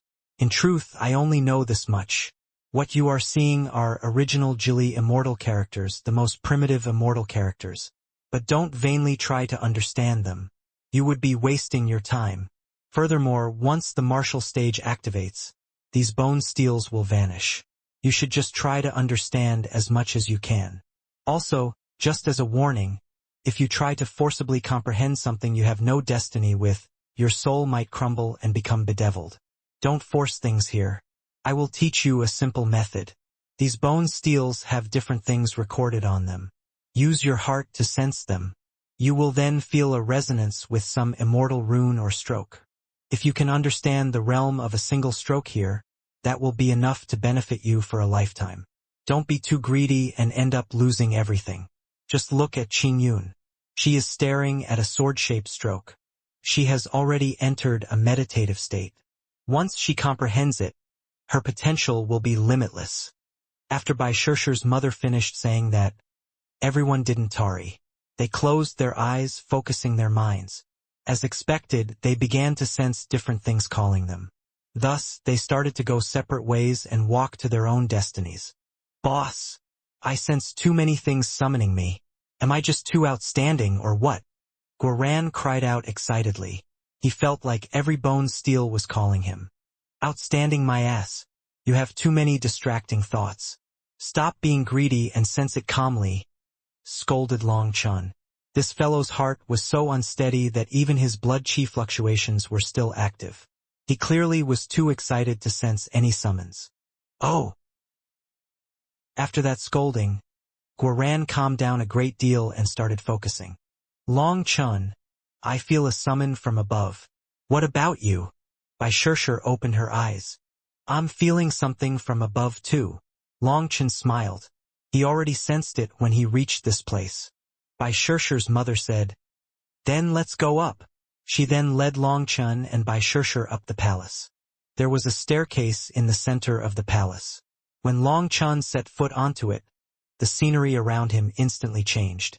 Everything inside the palace was gone, replaced by a desolate battlefield. The staircase was still present, but Bai Shirshir and her mother who had stepped onto it with him were gone. "Kill!" A furious roar rang out in Long Chen's ear. After that, he saw a human expert wearing battle armor fly past him. A devil expert was cleaved in two by a stroke of that person's blade. However, as soon as the devil expert was slain, that human expert let out a painful shout. A fist-sized spider clamped its fangs into his neck. The spider bore 5 colored spots, and within moments, the unfortunate victim withered into a desiccated corpse. After eating that human expert, the spider suddenly shot toward a battlefield in the distance. Looking in that direction, Long Chen saw countless lifeforms fighting crazily. The devil race, blood race, demon race, beast race, giant race, and many other races that Long Chen had yet to come into contact with were all fighting. And the target of all their attacks was the human race. Long Chen knew that this was just an illusion. However, his spot on the staircase was too low for him to see everything clearly, so he hastily climbed up. As he climbed up, his line of sight was constantly changing. He saw battlefields further away and saw the human race fighting all the different races. No one was helping the human race. They were always alone against an endless sea of enemies. Panic, despair, thunderous roars, and tears consumed them, yet it all amounted to naught. After all, the battlefield knew no mercy, showed no pity, followed no logic, and adhered to no system. On the battlefield, there was only the most primal, bloody face of cruelty, violence, and malevolence. The ugly desires of the heart were fully unleashed, and the ugliest side of the world was on full display. The sky was no longer blue. The sun and moon were covered. Perhaps even they were unable to watch this ugly scene, and had shut their eyes. The human race bitterly endured. Although the slaughter from the 10,000 races made them weep, they persevered. Countless times they teetered on the brink of collapse, yet they still managed to endure. The human race's tenacity was shocking. Despite knowing that they had no chance, they still didn't give up and just fought to the death. When they fell, others would pick up their weapons and continue fighting in their place. This unbroken chain of determination persisted as one generation after another took up arms, each refusing to relent. In an endless cycle, the battlefield was still the same battlefield, but the humans were constantly changing. They aren't just picking up their seniors' weapons but also their will and responsibility. The moment they pick up the weapons, they also understand why their seniors continue to fight to the death despite knowing that there is no hope. That is because they have no way to retreat. If they didn't fight, their fathers, mothers, partners, and children would all die at their enemies' hands. Despite knowing that there was no hope, they continued to fight to buy time for their descendants. Fighting with no hope is sometimes the only thing to do when there is nothing you can do. As Long Chun climbed higher, he saw more and more of the battlefield. He wanted to dive in and help these humans, but he knew that this was an illusion. Perhaps it really did exist, but it wasn't necessarily happening now. Perhaps it was the past, perhaps it was the future. Long Chun didn't know why he would see such a thing now. This scene saddened him, but he was powerless to do anything about it. He didn't like that feeling. In order to escape this illusion faster, he quickened the pace. But as he did this, he saw the battlefield developing faster as well. The humans dwindled in numbers. Furthermore, at this time, the human race suddenly fractured into countless factions that were gradually picked off one by the 10,000 races. What? Long Chun was enraged because he saw some factions of the human race actually betray their own people, joining forces with their enemies. Blood was spilled by countless humans. Bastards! Long Chun gnashed his teeth furiously. He saw the traitors, but he was now too high to see who they were. Enraged, Long Chun tried to climb down, but he was shocked to find that this staircase could only be climbed, not descended. In his fury, he jumped down, but just as he was about to touch the ground, space twisted and he appeared in his original location. Damn it! Who are they? Who sold out the human race? Roared Long Chun. He knew it was an illusion, but it was definitely a projection. Perhaps it had already happened, or perhaps it was about to happen. Long Chun wanted to see it clearly, but the laws here would not permit it. Traitors! Long Chun clenched his teeth. What he hated most was traitors. Since he couldn't see it more clearly, he could only clench his teeth and continue climbing. Suddenly, the battlefield below vanished and was replaced by a lake. The lake's surface was flat and smooth like a mirror, reflecting an enormous figure. Long Chun paused, his gaze fixed upon the colossal figure's back. Even though it was just its rear view, an eerie sensation still washed over him. That figure exuded an aura of unfathomable destruction, one that sent shivers down the very core of people's beings, invoking terror at the deepest level of their souls. Long Chun felt a fierce pain in his eyes, his soul shaken. He also felt a profound sense of unease. Who is it? Why would it appear here? Long Chun stared in shock at that huge figure. Buzz. Abruptly, the figure vanished, along with the entire lake. The surroundings shifted once more, and before Long Chun stood Bai Shirshir and her mother. He had returned to the palace once more. Bai Shirshir excitedly asked, Long Chun, what did you see? I actually saw dash. Silence. The expression of Bai Shirshir's mother suddenly changed. and she barked at her daughter. "Mom!" Bai Shirshir was startled. She didn't recall her mother ever talking so severely to her. "Whatever you saw, only you can know. You cannot tell anyone, or you and whoever you tell will face terrible karma," warned Bai Shirshir's mother. "I understand, Mom," Bai Shirshir responded, her heart quivering at her mother's words. Witnessing her daughter's reaction, Bai Shirshir's mother felt that she had been a tad too stern as well, causing her to soften her tone. "Shirshir, it's my fault. I didn't expect you to see anything on the stairs. That's why I didn't warn you beforehand." "Mom, you didn't see anything?" asked Bai Shirshir. Bai Shirshir's mother shook her head. "It is said only destined people with the ability to change the future will see anything. I didn't see anything, so this matter ends here, understood? No matter what you saw, don't mention it ever again." Bai Shirshir and Long Chun nodded. After that, they followed Bai Shirshir's mother further ahead. When they passed by a gate, they saw that they were in another large palace hall. This room was also full of bone steels. However, there were only 9 of them. Even before getting close to them, a powerful resonance drew Long Chun and Bai Shirshir. When Long Chun and Bai Shirshir arrived at the second floor of the palace, they were greeted by the presence of more than 10 individuals, all of whom belonged to the senior generation. Amongst them were Bai Zhantong and the other vice palace master. However, these elders paid no attention to Long Chun and his companions as they arrived. The former were already deeply engrossed in a meditative trance, fully immersed in the profound immortal characters inscribed upon the bone steels. At this moment, Long Chun found that Bai Zhantong's aura had reached the innate heaven venerate realm. In the state where he had forgotten himself and everything else, except for what he was comprehending from the bone steel, he couldn't conceal his aura. Thus, a powerful pressure exuded from him, one that was several times greater than an ordinary innate heaven venerate. How can this be? Long Chun was taken aback. During his time at the academy, he had never sensed this. Bai Zhantong had always appeared to be an immortal king. Even if he suppressed his power on purpose, at most he could be a world king. Just how much time had passed? When did he become an innate heaven venerate? Was he like Long Chen's grandfather and had suppressed his power? Bai Shirshir's mother simply smiled and didn't say anything in response to Long Chen's shock. As for Bai Shirshir, she was walking over to a bone steel. This bone steel had golden immortal characters carved into it, and Long Chun could sense the terrifying metal energy fluctuations coming from it. Bai Shirshir was instantly drawn to it. The next moment, before Long Chun even said anything, Huolinger and Lei Linger ran out in the form of 2 excited girls. Just as they were about to cry out, Long Chun hastily covered their mouths.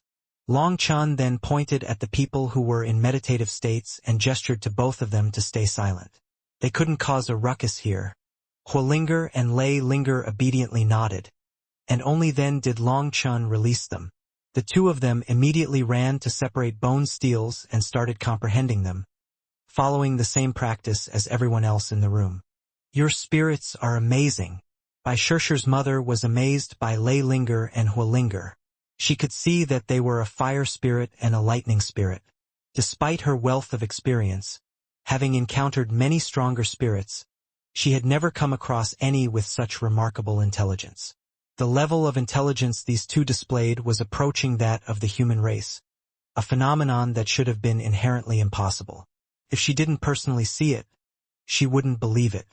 "They aren't my spirits, they're my little sisters," corrected Long Chun with a slight smile. Lei Linger and Huolinger were raised by him, so he had never viewed them as servants, but rather as cherished members of his own family. Bai Shirshir's mother didn't mind his correction. She then said, "You should start as well. There's not much time left. This is your greatest chance to improve before the Sage King Convention. Senior, you go ahead. I can sense a stronger summon." "It's not on this level," said Long Chun. Bai Shirshir's mother was startled. "You want to go to the 3rd level?" Long Chun nodded. "Yes, the summon is stronger from there. This junior will take his leave." Long Chun bid farewell and went off to the next staircase. He quickly vanished within it. Watching as he left, Bai Shirshir's mother was filled with shock. He can touch even higher secrets of the heavenly Daos while in the immortal king realm? Can it be that he is the destined one? The one to change the final board? Long Chun didn't know what Bai Shirshir's mother was thinking. All he knew was that there was a stronger summon up there. This time, there were no illusions when he stepped onto the staircase. Everything was normal. After 99 steps, he reached the third level, also the final level of the High Firmament Palace. Boom! The moment he stepped onto the third floor, a terrifying pressure attacked him, almost sending him flying. Long Chun felt like an entire world was pressing down on him, creaking his body. Long Chun was startled. After that, he took a deep breath, and golden dragon scales covered his body. With the Dragon King battle armor on, most of that terrifying pressure was instantly mitigated. Long Chun walked in step by step. When he passed the gates, he saw the palace master's large figure. This level only had 3 bone steels and a lone figure in addition to Long Chun. The palace master stood before one of the bone steels, deep in meditation, resembling an immovable giant statue. The palace master is actually this terrifying. This is only his most ordinary aura, but it has such a terrifying pressure. Long Chun was shocked. When a person was in their meditative state, their aura should be calm. And when most experts fought, they would raise their auras to the peak in preparation for a high-intensity battle. Normally, they would keep their auras suppressed to avoid making others uncomfortable. Being in a meditative state returned their auras to a natural state. However, the palace master's natural aura actually exuded such a terrifying pressure. If he was in his battle state, Long Chun couldn't imagine just how powerful he would be. It seemed that Long Chun had still underestimated him. Could it be that the palace master has stepped into the eternal realm? Guessed Long Chun. Otherwise, how could he give off such terrifying pressure? It was many times stronger than other innate heaven venerates. Bai Zhantong's pressure had been strong enough. But in front of the palace master, he paled in comparison. Long Chun didn't dare to disturb him as he headed toward the 3 bone steels. He could feel 2 bone steels calling to him.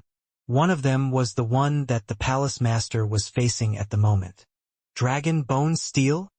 When Long Chun got closer to the bone steels, he was shocked to see that this bone steel was made from a dragon bone. Although the dragon bone's power had been locked by the immortal characters, Long Chun immediately sensed it when he got closer. No wonder I have such a feeling, thought Long Chun. He had dragon blood flowing through his veins, cultivated the dragon soul body forging art, and possessed the dragon race's divine abilities. It would be strange if he didn't feel a resonance with it. Perhaps what's carved on top of it is related to the dragon race. However, it's not the one resonating the strongest with me. Long Chun then turned to the other bone steel. Looking at this one, he saw that there were very few immortal characters on it. Other bone steels had millions of immortal characters carved densely on top of it. However, this one only had a few dozen immortal characters. Even so, every single one of these characters was extremely complex, akin to totems. When Long Chun got closer to it, his head turned blank as he actually recognized 2 characters. Nirvana Scripture. Long Chun knew some second-generation Jili immortal characters, but not even one first-generation Jili immortal character. There was even less to say about the original Jili immortal characters. However, for some reason, he recognized these characters. It was like these characters had been carved into his soul. Buzz. When Long Chun got closer, those characters seemed to come to life. In the next instant, his surroundings transformed, and he found himself in a world of fire. Countless flames raged within this world of fire and began to gather toward Long Chun when he appeared. At this moment, Long Chun heard the sound of billions of flames burning. Together, they formed a strange sound. The sound resembled the exchange of emotions, the sharing of thoughts. The flames felt intimately connected to Long Chun, as if they relied on him for their existence. The flames burned, emitting a sound that seemed to be telling him something. Yet Long Chun couldn't understand its meaning.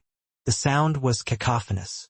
These flames contained all kinds of manifestations, including the immortal world's heavenly flames, the mortal world's earth flames, beast flames, even wildfires in the mountains, and fires for cooking food. It was too complicated, too chaotic. They all seemed to be trying to communicate with Long Chun, but Long Chun couldn't comprehend what they were trying to say. There was a barrier between them that he couldn't break. Within the endless flames, Long Chun suddenly noticed 10 thrones. Of these 10 thrones, 7 were ahead, and 3 were behind. The 3 rear thrones were high in the air and completely empty. This is... Long Chun looked at the 4th throne, and his heart leaped. In the thrones around it, Long Chun saw the heavenly rainbow flame, the ice soul divine flame, the golden sun flame, the black moon flame, as well as the phoenix flame, which was in the shape of a beautiful divine bird. Furthermore, the order they were in was clearly the order of the top 10 of the heavenly flame rankings. The heavenly rainbow flame was rank 9, the ice soul divine flame was rank 8, the moon flame was rank 7, the sun flame was rank 6, and the phoenix flame was rank 5. But as for rank 4, the flames on that throne were as black as ink. The Yen Su flame. How can that be? Isn't the Yen Su flame the strongest flame within the 9 heavens and 10 lands? When he saw the rank 4, Long Chun almost couldn't believe his eyes. That was clearly the Yen Su flame. However, this Yen Su flame didn't give off any sinister air, so Long Chun almost couldn't accept it. But the fluctuations it gave off made it impossible for him to deny that this was the Yen Su flame. The Yen Su flame, said to be the strongest flame within the 9 heavens and 10 lands, was actually only ranked 4th. Was there some mistake? Long Chun was dumbfounded. The top 3 spots are empty. They should be the rank 1, rank 2, and rank 3 heavenly flames. But they aren't there. This ranking shattered Long Chun's current understanding. Could it be that the Immortal world's heavenly flame rankings were wrong? This is the Yen Su flame, but it is also different from the Yen Su flame I've seen. Is it real or not? If it is the Yen Su flame and it's merely rank 4, then what are the top 3 heavenly flames? Long Chun looked at the 3 empty thrones with a dazed expression. This world of flames had truly shaken him, and he struggled to accept this reality. The flames continued to burn, their power seemingly limitless and freely unleashed. Long Chen's mind went blank as he listened to the roaring flames. Time seemed to come to a standstill, and gradually, his heart began to regain its composure. He could only patiently listen to the voices of the flames, not thinking of anything else. Long Chun didn't know how much time had passed, but he suddenly felt a spark of enlightenment. He then formed hand seals and began to chant a scripture. As he did, the flames grew active, akin to soldiers who had received orders. The sound of his scripture chanting was the bugle horn to war. As the chanting intensified, the flames rose with it. It was as if someone had poured oil into the flames, causing them to wildly rise. Billions of flames surged upward, weaving around Long Chun to take the shape of mystical runes. So that's the case. The most original Nirvana scripture is made of endless runes. These runes are dead, but the scripture is alive. Then there must be another thing as a contrast. If there is yin, there is yang. If there is right, there is wrong. If there is good, there is bad. Between yin and yang, right and wrong, good and bad, there must be something dividing them. This is one of the principles behind the Tao. 1 produces 2, 2 produces 3, and 3 produces all things. The runes manifested by these flames were the original Jili Immortal characters, the characters for Nirvana scripture. As Long Chun progressed to the 2nd volume of the Nirvana scripture, the flames rose once more and twisted into another kind of rune. Then he went on to the 3rd volume, the 4th volume, and the 5th volume.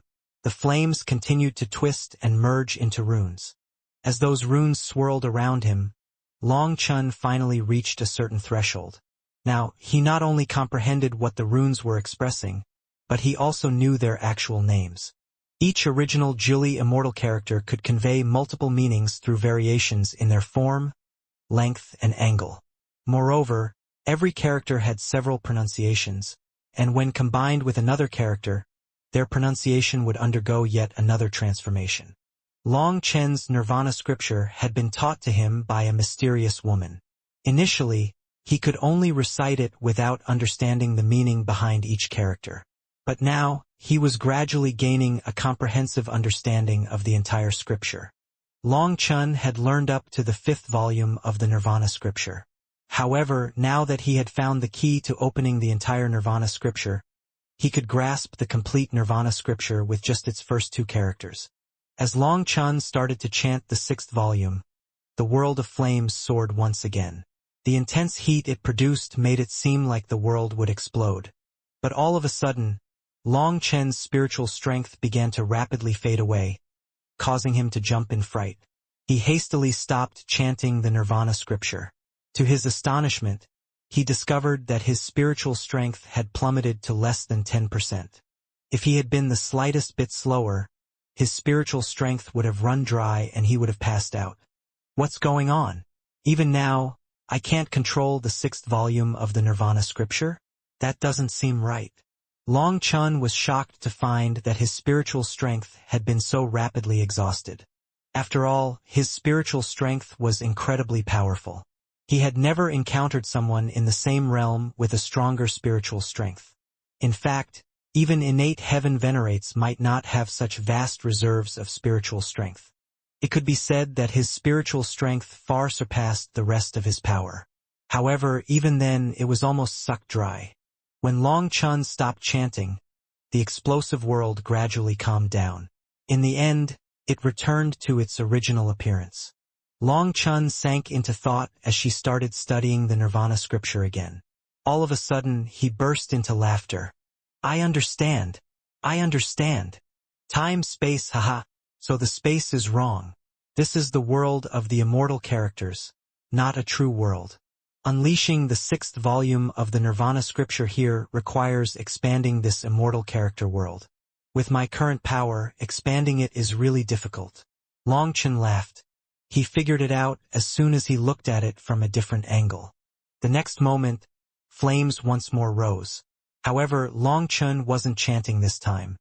He was only forming hand seals and chanting the scripture in his heart. With this, Long Chun was deducing the scripture, not unleashing it. As long as he wasn't forced to expand this space, Long Chun wouldn't use up so much spiritual strength. After a while, he finished deducing the 6th volume and moved on to the 7th volume. However, when he got to the 7th volume, he encountered a problem. The 7th volume actually required some syllables to be said with the mouth. It's no good. I can only go up to here and will have to figure out the rest outside. Fortunately, I've fully memorized the Nirvana scripture. Even without the flames here, I'm confident I can decipher even the 9th volume. Long Chun took a deep breath and looked at the flames here emotionally. If it weren't for their help, Long Chun wouldn't have been able to understand the true meaning of the Nirvana scripture. The High Firmament Academy's Nirvana scripture had tens of thousands of characters. But all those characters couldn't express as much as these 2 original Jili Immortal characters. They were unable to express the same realm. But then again, when it came to original Jili Immortal characters, you either understood them or you didn't. If you couldn't understand, it would be like reading a magic book. Most importantly, Long Chun would have no way of explaining it to others. The current era's characters were invented so people could express thoughts more accurately, allowing for inheritances to be passed down more easily. But while that appeared to be harmless, in truth, the true meaning of the original characters had been lost. After all, these 2 original Jili Immortal characters had the power to convey the pinnacle technique of the Flame Dao. With just these 2 characters, a supreme divine ability could be transmitted, a feat only the original Jili Immortal characters could achieve. Original Jili Immortal characters contain things that I cannot imagine. The reason why Lord Brahma named himself like that must be connected to the Nirvana scripture. He only changed his name to Lord Brahma after learning the Nirvana scripture. Could it be that the name of Brahma is lucky? Wondered Long Chun. In the end, with a final look at the 3 empty thrones, Long Chun retreated from this space. When his soul returned to his body, he instantly felt a burst of weariness. He immediately cursed in his heart. Boom! As expected, before he even had time to defend, he was sent flying by a terrifying force, tumbling all the way down the staircase. While in meditation, he was protected by the Jili Immortal characters, so the palace master's pressure didn't affect him. However, the moment his soul returned to his body, the protection of the Jili immortal characters vanished. Since Long Chen's spiritual strength was too weak to instantly summon the Dragon King battle armor in that state, he was forced out by the palace master's might. When Long Chen tumbled down to the second floor, he saw that 2 more young disciples had managed to reach this level. From their robes, they came from the battle god palace. Fortunately, they were all in meditative states and didn't see Long Chen's wretched state. At this moment, Bai Shishir was surrounded by golden divine radiance, like a golden goddess sitting there, appearing incredibly noble and holy. Looking at her beautiful smile, Long Chen smiled at himself mockingly. Just what kind of luck did he have to obtain the favor of such a fairy? Long Chen often felt like he had too many beauties by his side, and every single one of them deeply loved him. Such affection was challenging to reciprocate, even if he were to toil until his very bones crumbled to dust. Thus, he often felt ashamed of himself due to this. He had also been young and frivolous, thinking of having many wives and concubines. But now he knew that a man could only carry so much on his shoulders. When he was young, his father had once given him a wooden sword. As he held that wooden sword, he felt like he was completely unrivaled, as if the world was within his grasp. Yet now, despite all the power he had attained, his anxiety only deepened. He harbored a growing fear that one day, he might prove unable to protect those he loved.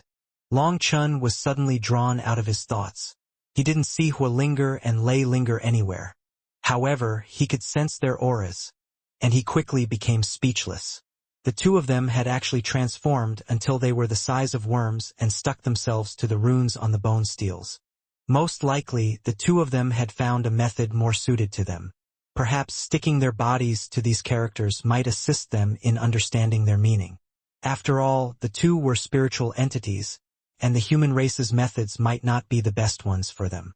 Long Chen rested for a while and consumed a pill to restore spiritual strength.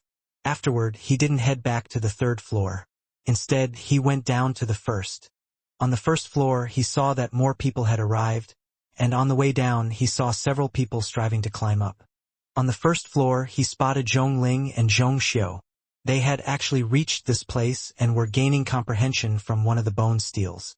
Long Chen's gaze swept over the crowd and he spotted Luo Bing, Luo Ning, Mu Qingyun, Xia Chun, Qin Feng, Qi Yu, and the others gaining comprehension of the bone steels. However, what was rare was that Guoran was also in front of one of the bone steels, his eyes closed. It didn't seem like he was faking it. He really was earnestly comprehending its secrets. When Long Chen climbed down, quite a few disciples greeted him reverently. In the High Firmament Academy, even the hidden heavenly geniuses felt immense reverence for Long Chen. Long Chen greeted them in return. Then he headed back up to the 2nd floor. However, he was disappointed to find that there were no illusions this time. He had been hoping to see if he could determine the identity of those who had betrayed the human race and stabbed them in the back. However, since that image didn't appear again, he could only accept it. After adjusting his condition on the 2nd floor, he headed for the 3rd floor once more. The palace master's pressure struck him again, but this time, he was prepared and had summoned the Dragon King battle armor. He easily entered the 3rd floor. Long Chen sat himself down in front of the bone steel again, wanting to see if he could gain anything from other Jili immortal characters that were on the bone steel. This is the sword character. When Long Chen looked at one of the characters, his back instantly turned cold. It was as if a dagger had been thrust into his very soul, carrying with it a piercing sword intent that seemed to penetrate him deeply. Long Chen had barely looked at it and he was almost injured. This character was too domineering and contained countless things. Truly domineering. It won't even give me a chance to comprehend it. Most likely it's simply on too high of a level. You would need to take it step by step, sighed Long Chen. Mu Qingyun's Sword Dao foundation was quite solid, but she still was stuck on the 1st floor. As for this character, it was on the 3rd floor. Most likely, you would only be qualified to comprehend it after comprehending the Sword Dao on the previous 2 floors. Long Chen wasn't a sword cultivator, so he chose to give up on it. Just as Long Chun was planning on looking at the other immortal characters, the Palace Master's voice suddenly rang out. "Help me out." "Palace Master, you called for me?" Long Chun was shocked. The Palace Master was still in a meditative state, but he was talking to him. "Give me a drop of dragon blood," said the Palace Master. "Oh, all right." Long Chun flicked a drop of golden blood off of his finger, and it suddenly curved midway. Instead of going toward the Palace Master, it flew toward one of the characters on the bone steel he was facing. As a result, that character brightened. Following that, the Palace Master's aura changed and battle intent erupted out of him. But all of a sudden, the Palace Master spat out blood, startling Long Chun. "Palace Master, are you all right?" "Ha ha ha." The Palace Master laughed, his eyes ablaze with battle intent resembling a fervent fire. He didn't respond and continued to meditate. After a while, he spat out blood once more, but then he reabsorbed it. Every time he spat out blood, his face was covered in delight, as if he enjoyed this feeling. What is going on? Long Chun couldn't figure it out. Just what was the Palace Master doing? However, since the latter didn't speak, he didn't ask about it. Long Chun then continued comprehending the other immortal characters. All of a sudden, he looked at one of the characters on the bone steel in front of the Palace Master. There weren't that many there, and the characters were drawn crudely. Dragon Claw? As he looked at one particular character, these two words instinctively escaped his lips. It was as if, upon observing that character, he was seized by a sudden insight and naturally uttered its name. Furthermore, the moment Long Chun read it, he naturally hooked his fingers into the form of a dragon claw. Could it be that this dragon bone steel has the record of the dragon race's best techniques? Long Chun was delighted by this discovery.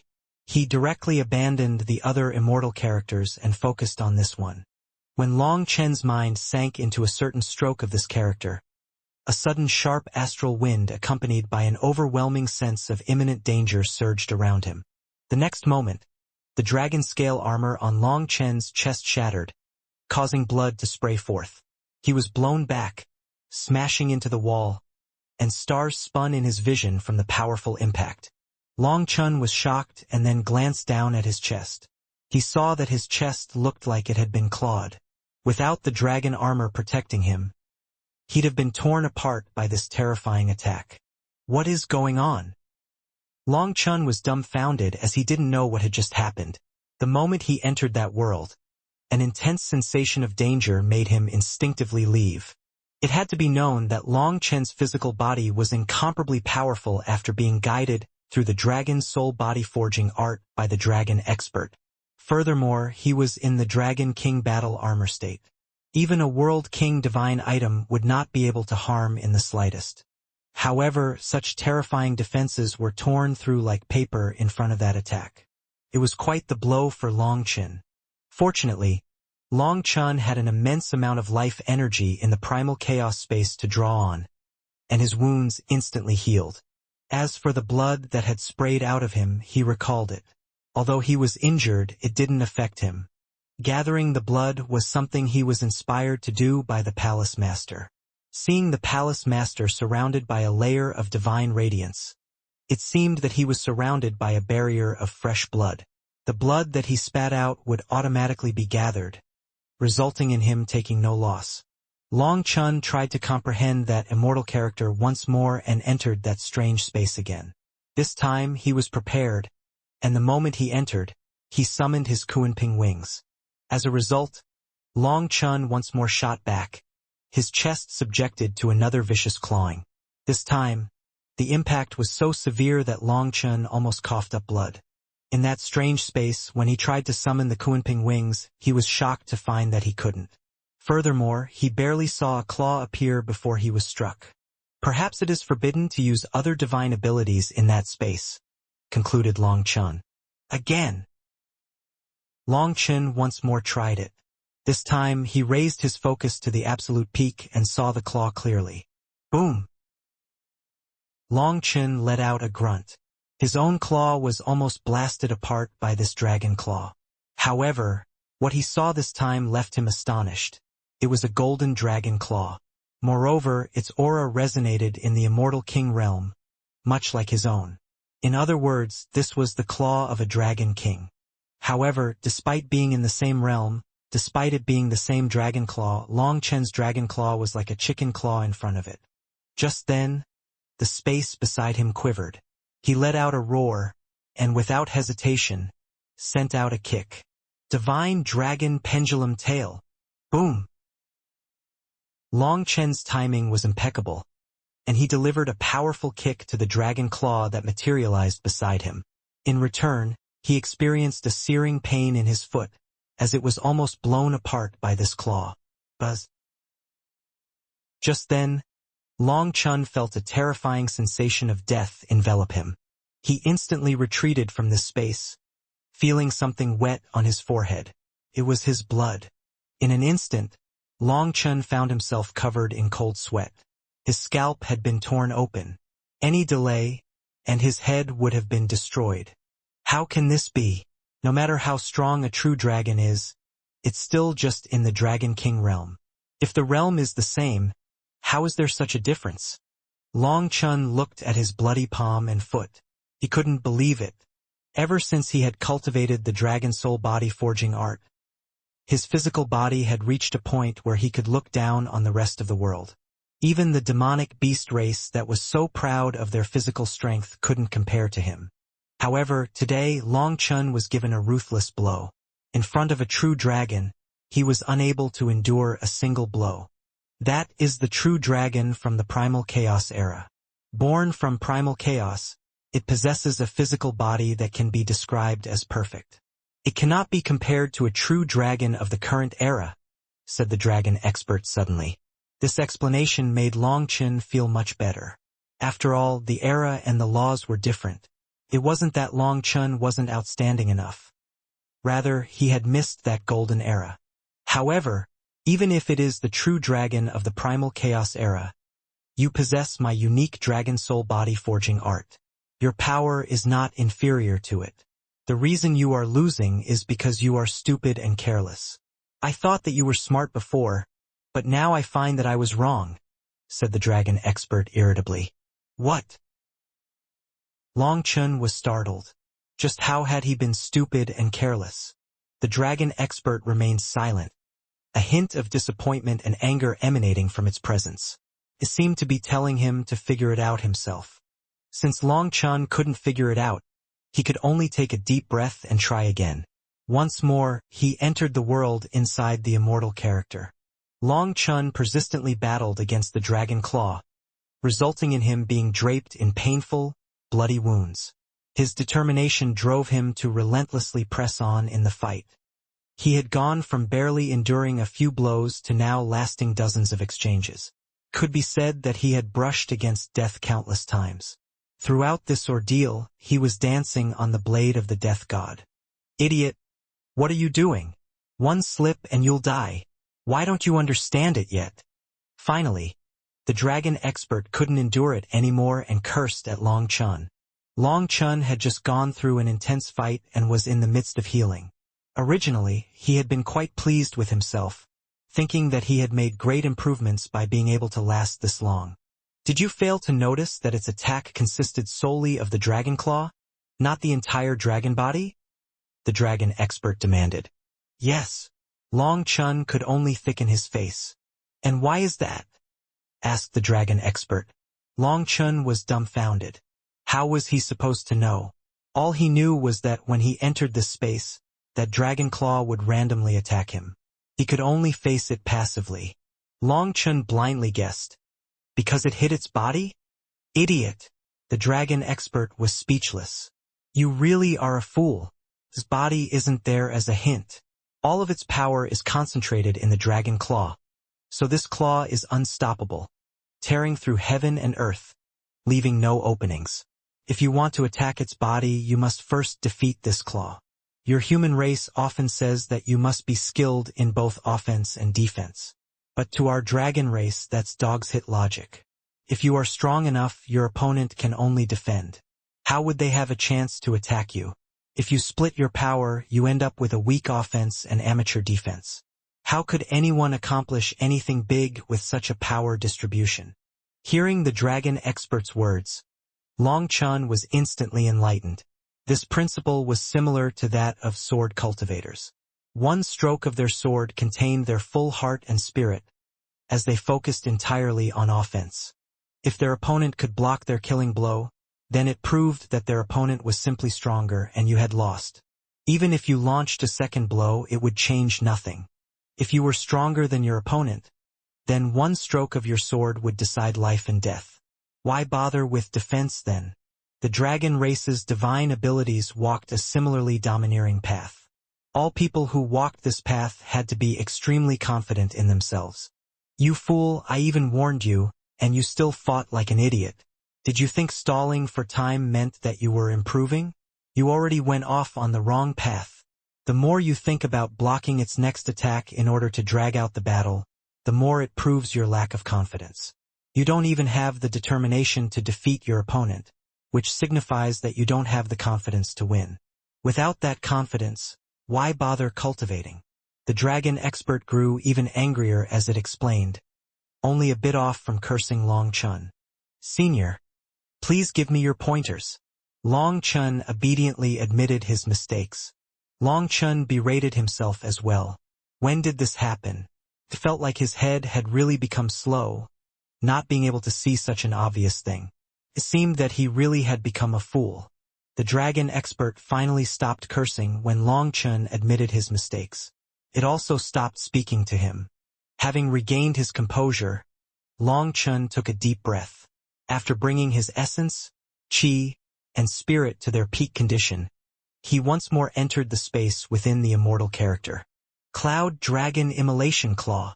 Long Chun let out a resounding roar, his entire body radiating a brilliant glow. At the same time, the 108,000 dragon scales on his body ignited, their runes flowing like a powerful tide into his palm. This time, Long Chun didn't hold back. With all his dragon power concentrated into this claw, it became a claw that would either break through all obstacles or die trying. Boom! With a heaven-shaking explosion, the opposing dragon claw exploded, and Long Chun's hand was blown into a bloody pulp.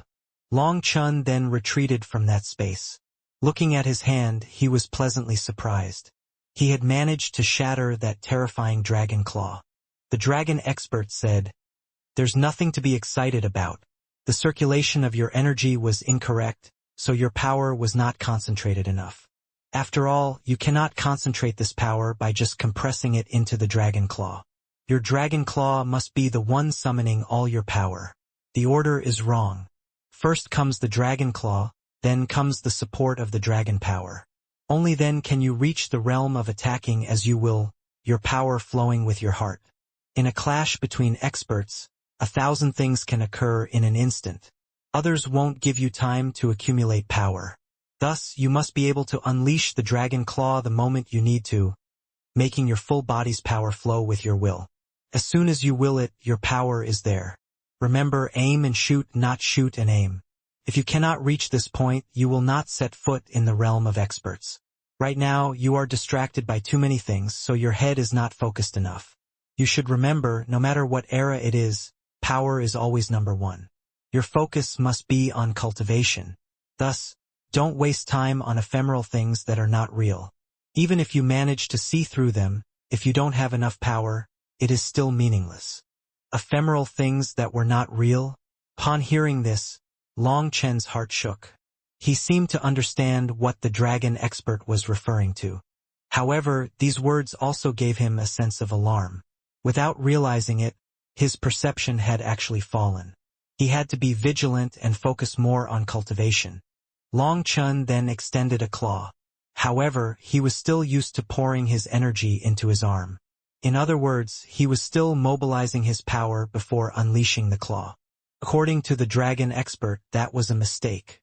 He should instead directly unleash the claw, and his power would naturally follow. However, this was contrary to Long Chun's habit when fighting, so he would need to break his habit first. Even so, once a habit was formed, it was difficult to break. Thus, Long Chun was constantly unleashing his claws to find that feeling. The dragon expert didn't say any more thing and allowed Long Chun to keep practicing. Fortunately, while this habit was deeply ingrained in him, he hadn't been training in the Cloud Dragon Immolation Claw for long, so he could still break this habit for this technique. Changing it was still difficult though, but after a few thousand attempts, Long Chun gradually began to grasp this feeling. As soon as Long Chun grasped it, he felt much more confident. With each subsequent practice, his claw strikes began to release piercing, whistling gusts, gradually transforming into ear-splitting sound explosions. The sound explosions intensified to the point where they rattled his ears, but their rumbling eventually subsided. The ear-piercing explosive sounds and the whistling winds gradually dissipated as well. However, at that point, Long Chun's claws were already leaving tears in the void, looking as if they would claw the void apart. His dragon scales then began to turn dim, all of their power naturally flowing into his claw. Long Chun was lost in this state. It felt like this claw encapsulated all the essence of the paragon techniques of the world. It was as if learning this one move was equal to controlling the entire world. What Long Chun didn't know was that as he repeatedly practiced this technique, the dragon expert who had been cursing angrily was murmuring to itself, "This little fellow's comprehension is really terrifying. One pointer was all he needed. There's no need for me to even teach him the second realm of the dragon soul body forging art. This Sage King convention will be interesting." The mantis stalks the cicada, unaware of the oriole behind. All life forms are game pieces, but these game pieces might not be so easy to control. Boom! Within the space of the immortal character, a resounding explosion rocked the heavens as Long Chun unleashed his claw in a seemingly casual manner. The dragon claw that had always sneak attacked him in this space was shattered, while Long Chun was completely unharmed. Whenever the dragon claw reappeared, Long Chun's claws fought it off, causing the void to be torn apart repeatedly. This space seemed to be on the verge of collapse.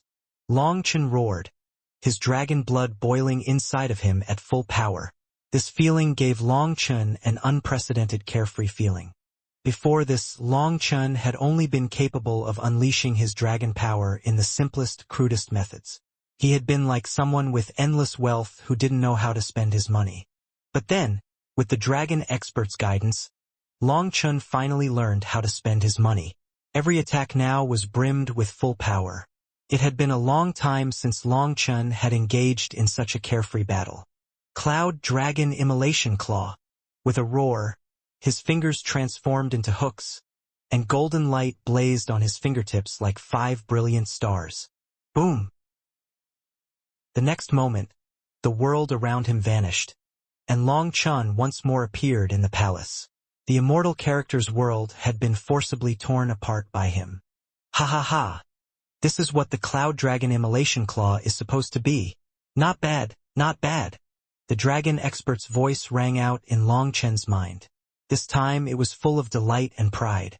"It's all thanks to Senior's pointers," said Long Chun respectfully. He truly was grateful for this expert. "There's no need for such nonsense between us. Good brat. I really didn't misjudge you." The dragon expert laughed, no longer sounding the slightest bit disappointed. In truth, Long Chun's accomplishments had greatly surpassed its initial expectations. After all, Long Chun was from the human race, so for him to control the dragon race's divine abilities was as difficult as defying the heavens. The dragon expert's previous anger was actually an act to make Long Chun focus on cultivation. After all, Long Chun had many things to deal with, and his focus was being dragged in every direction. So now that Long Chun had reached the mastery of the Cloud Dragon Immolation Claw, it couldn't contain its excitement and repeatedly praised Long Chun. This praise also made Long Chun feel excited. To obtain the approval of an expert like it was an immense honor. However, Long Chun didn't dare to let himself soak in this feeling for too long. After all, he didn't want to be cursed again. He quickly looked back at the bone steel and searched for some other inheritances that he could comprehend. You don't need to look any longer. This dragon bone only has one powerful technique of the true dragon race, while the rest are divine abilities of the other dragon races. It would be meaningless for you to learn them. They might even lead you astray, said the dragon expert, seeing through his thoughts. The techniques of other dragon races? Long Chun couldn't help looking at the palace master. This little fellow is from the dark barbarian dragon race. His bloodline is very pure, but what's most remarkable is his unwavering dragon soul. It is as solid as a boulder. He even used that drop of your blood to summon the power of the true dragon in this immortal character space. He actually made his opponent even stronger than himself, said the dragon expert approvingly. He made his opponent even stronger than himself? Long Chun was shocked and looked at the palace master's large back. A profound sense of respect welled up within him. As expected, the palace master was truly terrifying. In order to get a stronger opponent, he actually asked for a drop of Long Chen's essence blood to strengthen his opponent. It was no wonder that he was injured. It was intentional, as he wanted an opponent that was even stronger than himself.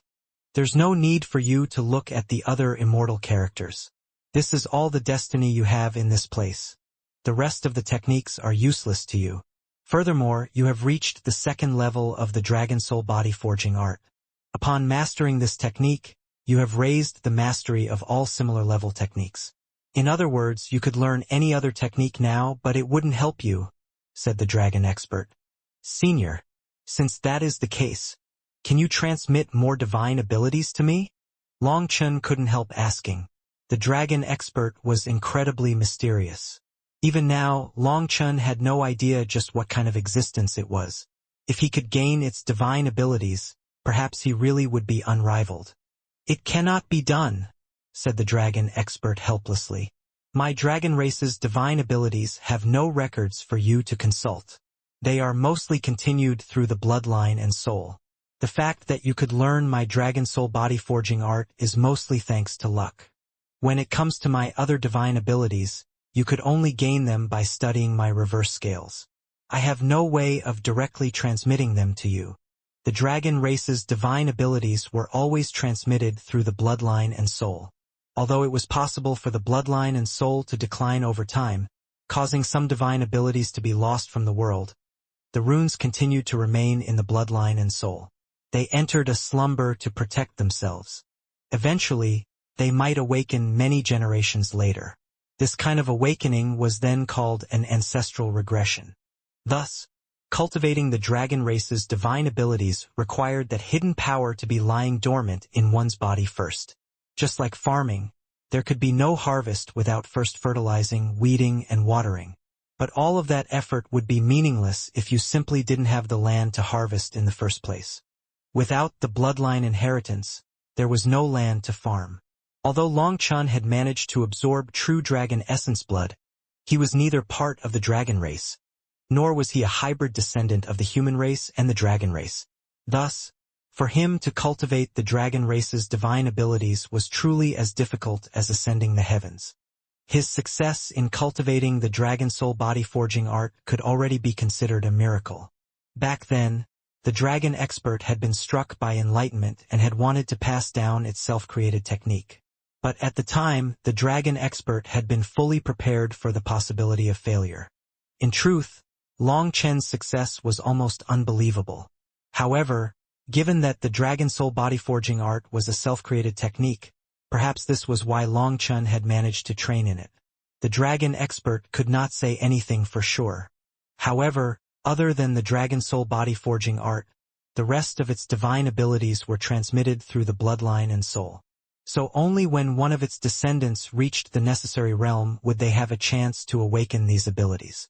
Teaching them to Long Chun was impossible. Hence, if Long Chun wanted to learn more techniques of the dragon race, he would have to comprehend them himself. Even the dragon expert couldn't help him. Hearing this, Long Chun was disappointed. If only he had managed to learn more than 3 techniques from the Dragon King reverse scale. Thinking back, he really had lost out. Just then, he sensed something behind him. Upon turning back, he was pleasantly surprised to see Bai Shirshir. The current Bai Shirshir had golden divine radiance flowing around her, and every step she took caused a golden lotus to bloom on the ground. Those golden lotuses were strong and kept her firmly in place.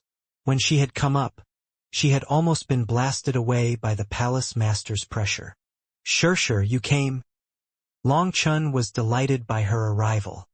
He was about to walk over when the high firmament palace swayed. Not good. Time's almost up. Long Chun and Bai Shishi's expressions changed. Although they had known that the high firmament palace would only appear for a limited amount of time, they hadn't expected it to be this short.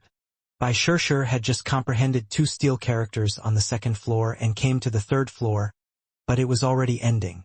Suddenly, the pressure within the 3rd floor vanished, and the tsunami-like rumbling came to a stop. You still have 6 hours. Don't waste this time, the palace master advised. He then rose from his spot as he had stopped cultivating. Palace master. Both Long Chun and Bai Shishi could only stare at him. The palace master then patted Long Chun's shoulder. In the immortal character's world, I tested your drop of true dragon essence blood. Your future is limitless, so don't fail to live up to it. After saying that, the palace master walked away, leaving only Long Chun and Bai Shishi on the 3rd floor. Shishi, hurry. Don't waste any time, said Long Chun. Bai Shishi nodded and directly walked toward the central bone steel. Upon her approach, one of its immortal characters instantly lit up. Bai Shishi's body trembled, and without delay, she entered the world within this immortal character. Seeing that Bai Shishi had entered the immortal character's world so quickly, Long Chun smiled. Bai Shishi's talent and comprehension ability were truly shocking. Although she didn't have much time, he was confident that she would make huge gains. With the palace master's departure, Long Chun had the opportunity to focus his gaze on the 3rd bone steel. However, the dragon expert had told him that he only had this much destiny here. Forcibly comprehending anything else here would not benefit him. Hence, although he was a bit unwilling, he chose to hear his advice. After all, some things would come to you even if you tried to run from them, while some things wouldn't be yours no matter how hard you worked for them. Forcing it would only cause you pain. Don't feel so conflicted. These original immortal characters are not primal immortal characters. They don't even count as copies, as they came from stone rubbings. If you think you can uncover the secrets of the Jili race from these steels, I will just tell you that it is impossible. Don't even bother, said the dragon expert. Hearing that, Long Chun couldn't help sighing and felt a bit embarrassed. The dragon expert truly knew him well. If this was the case, then there was no point hesitating here. He then went back to the 2nd floor. Here, he found that thousands of people had reached this point. Bai Shishi was present, and Long Chun was happy to see that his eyes had healed. Bai Shishi sat before one of the bone steels, with a 3-colored divine radiance emanating from behind his head, accompanied by 6 different runes. Together, they were like the eye of reincarnation overlooking the world. It seemed that Bai Shishi's mother had used a secret art to help him quickly recover. If she hadn't, he would have lost this opportunity. Now, Bai Shishi's mother was beside him, but her eyes were not closed in meditation. She was silently staring at her son, her eyes full of pride and love. She was currently helping him gain this inheritance.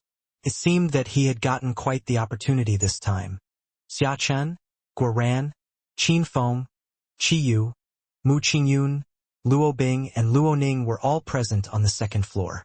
The only ones who weren't here were Zhongling and Zhongxiu. Long Chun did an overview. In general, the disciples of the Battle God Palace clearly outshone the disciples of the High Firmament Academy. Moreover, the auras they radiated while delving into their immortal characters far exceeded those of the Academy's disciples. After strolling through the 2nd floor, Long Chun checked on the 1st floor. There, he saw something that made his heart burst with excitement. The Dragon Blood warriors had come. When the High Firmament Palace first opened its gates, Long Chun had dispatched someone to relay a message to the Starry River sect. In the message, he instructed them to send over all the Dragon Blood warriors who had arrived. Seeing his brothers seated in meditation around him, Long Chun felt his blood boiling with excitement. Many of these brothers were ones he hadn't seen in the 3,000 worlds. Long Chun conducted a quick count. There were more than 2,000 Dragon Blood warriors here, and every familiar face represented a person whose name he knew. They were his brothers who had slaughtered their way out of countless mountains of corpses and seas of blood with him. However, they were all in the middle of comprehending their own opportunities, so he couldn't disturb them.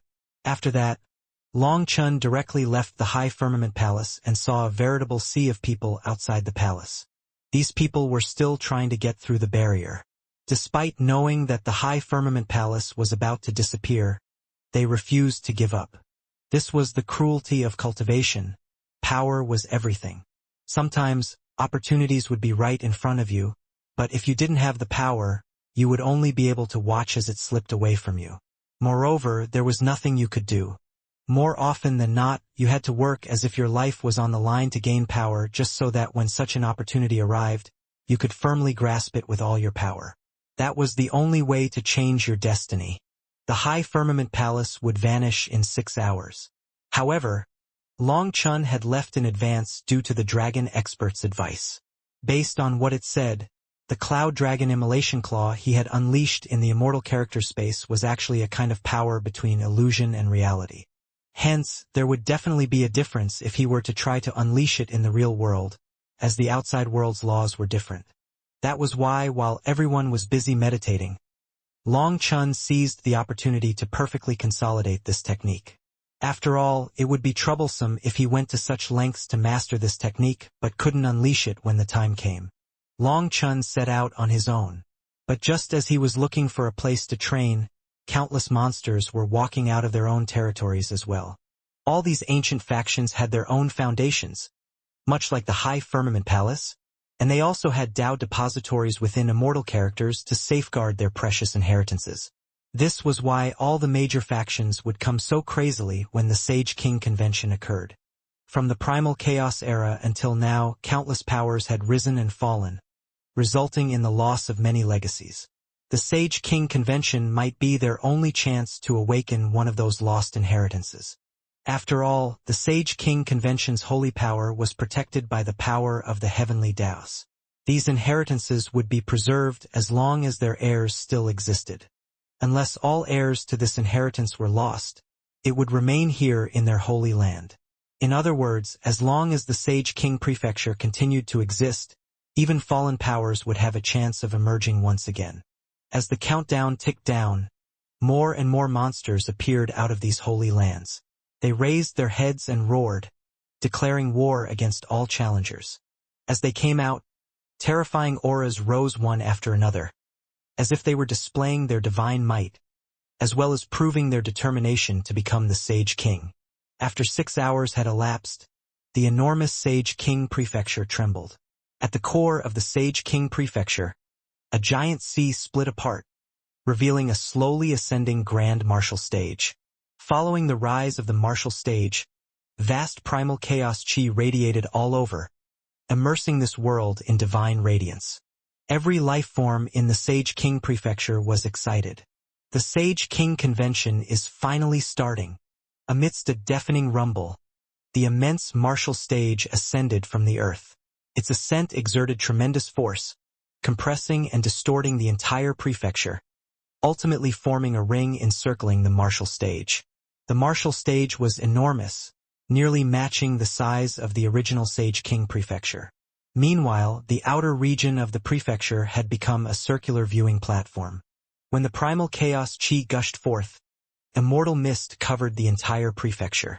With every breath, the people around experienced a profound sense of relaxation and rejuvenation in their bodies. Legend has it that every time the Sage King Convention appears, it will bring new changes to the world. Every Sage King will receive the concentration of karmic luck from the 10,000 Das, becoming the king of the entire world, exclaimed someone excitedly. To be able to bear witness to such an event was already an immense blessing, so everyone was excited. The various heavenly geniuses also grew restless. Meanwhile, the senior generation could only watch and sigh at the fact that they were born too early.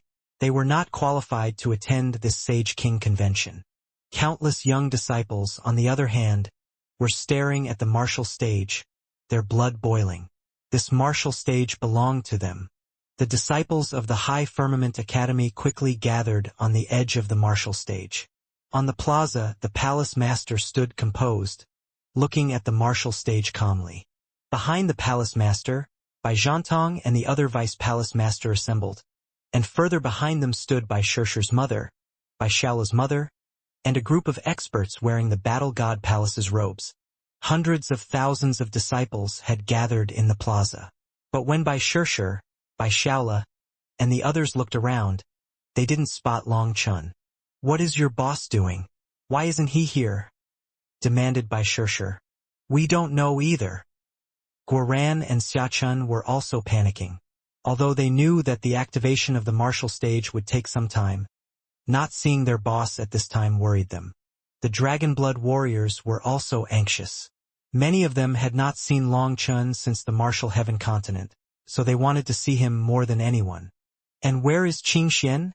asked Bai Shishir. I don't know." Guoran felt even more awkward now. His guess was that their boss had gone to get Yu Qing Xian, but he didn't dare to say it to Bai Shishir. When we left the Starry River sect, Big Sister Qing Xian was still in seclusion. "We don't know the exact details," said a Dragonblood warrior. Although Long Chun had told them all to go to the High Firmament Academy, as Yu Qing Xian had been in a critical state in her seclusion, they hadn't dared to disturb her. "Oh, Big Sister Qing Xian, you're here," Guoran suddenly called out, and everyone followed his gaze to see the white-robed Yu Qing Xian walking over. Seeing Yu Qing Xian, Bai Shishir tensed slightly and cupped her fists to her. Junior sister Bai Shishir greets Big Sister Qing Xian. While breaking through the bottleneck of Pildao, Yu Qing Xian was unaware of the unfolding events. Thus, when she came out, she was surprised to find that Long Chun and the others had gone. Regrettably, when she left the Starry River sect, the High Firmament Palace had also disappeared. Yu Qing Xian hastily returned the greeting. "Big Sister Shishir is too courteous. Ever since our meeting in the 3,000 worlds, I've been missing you.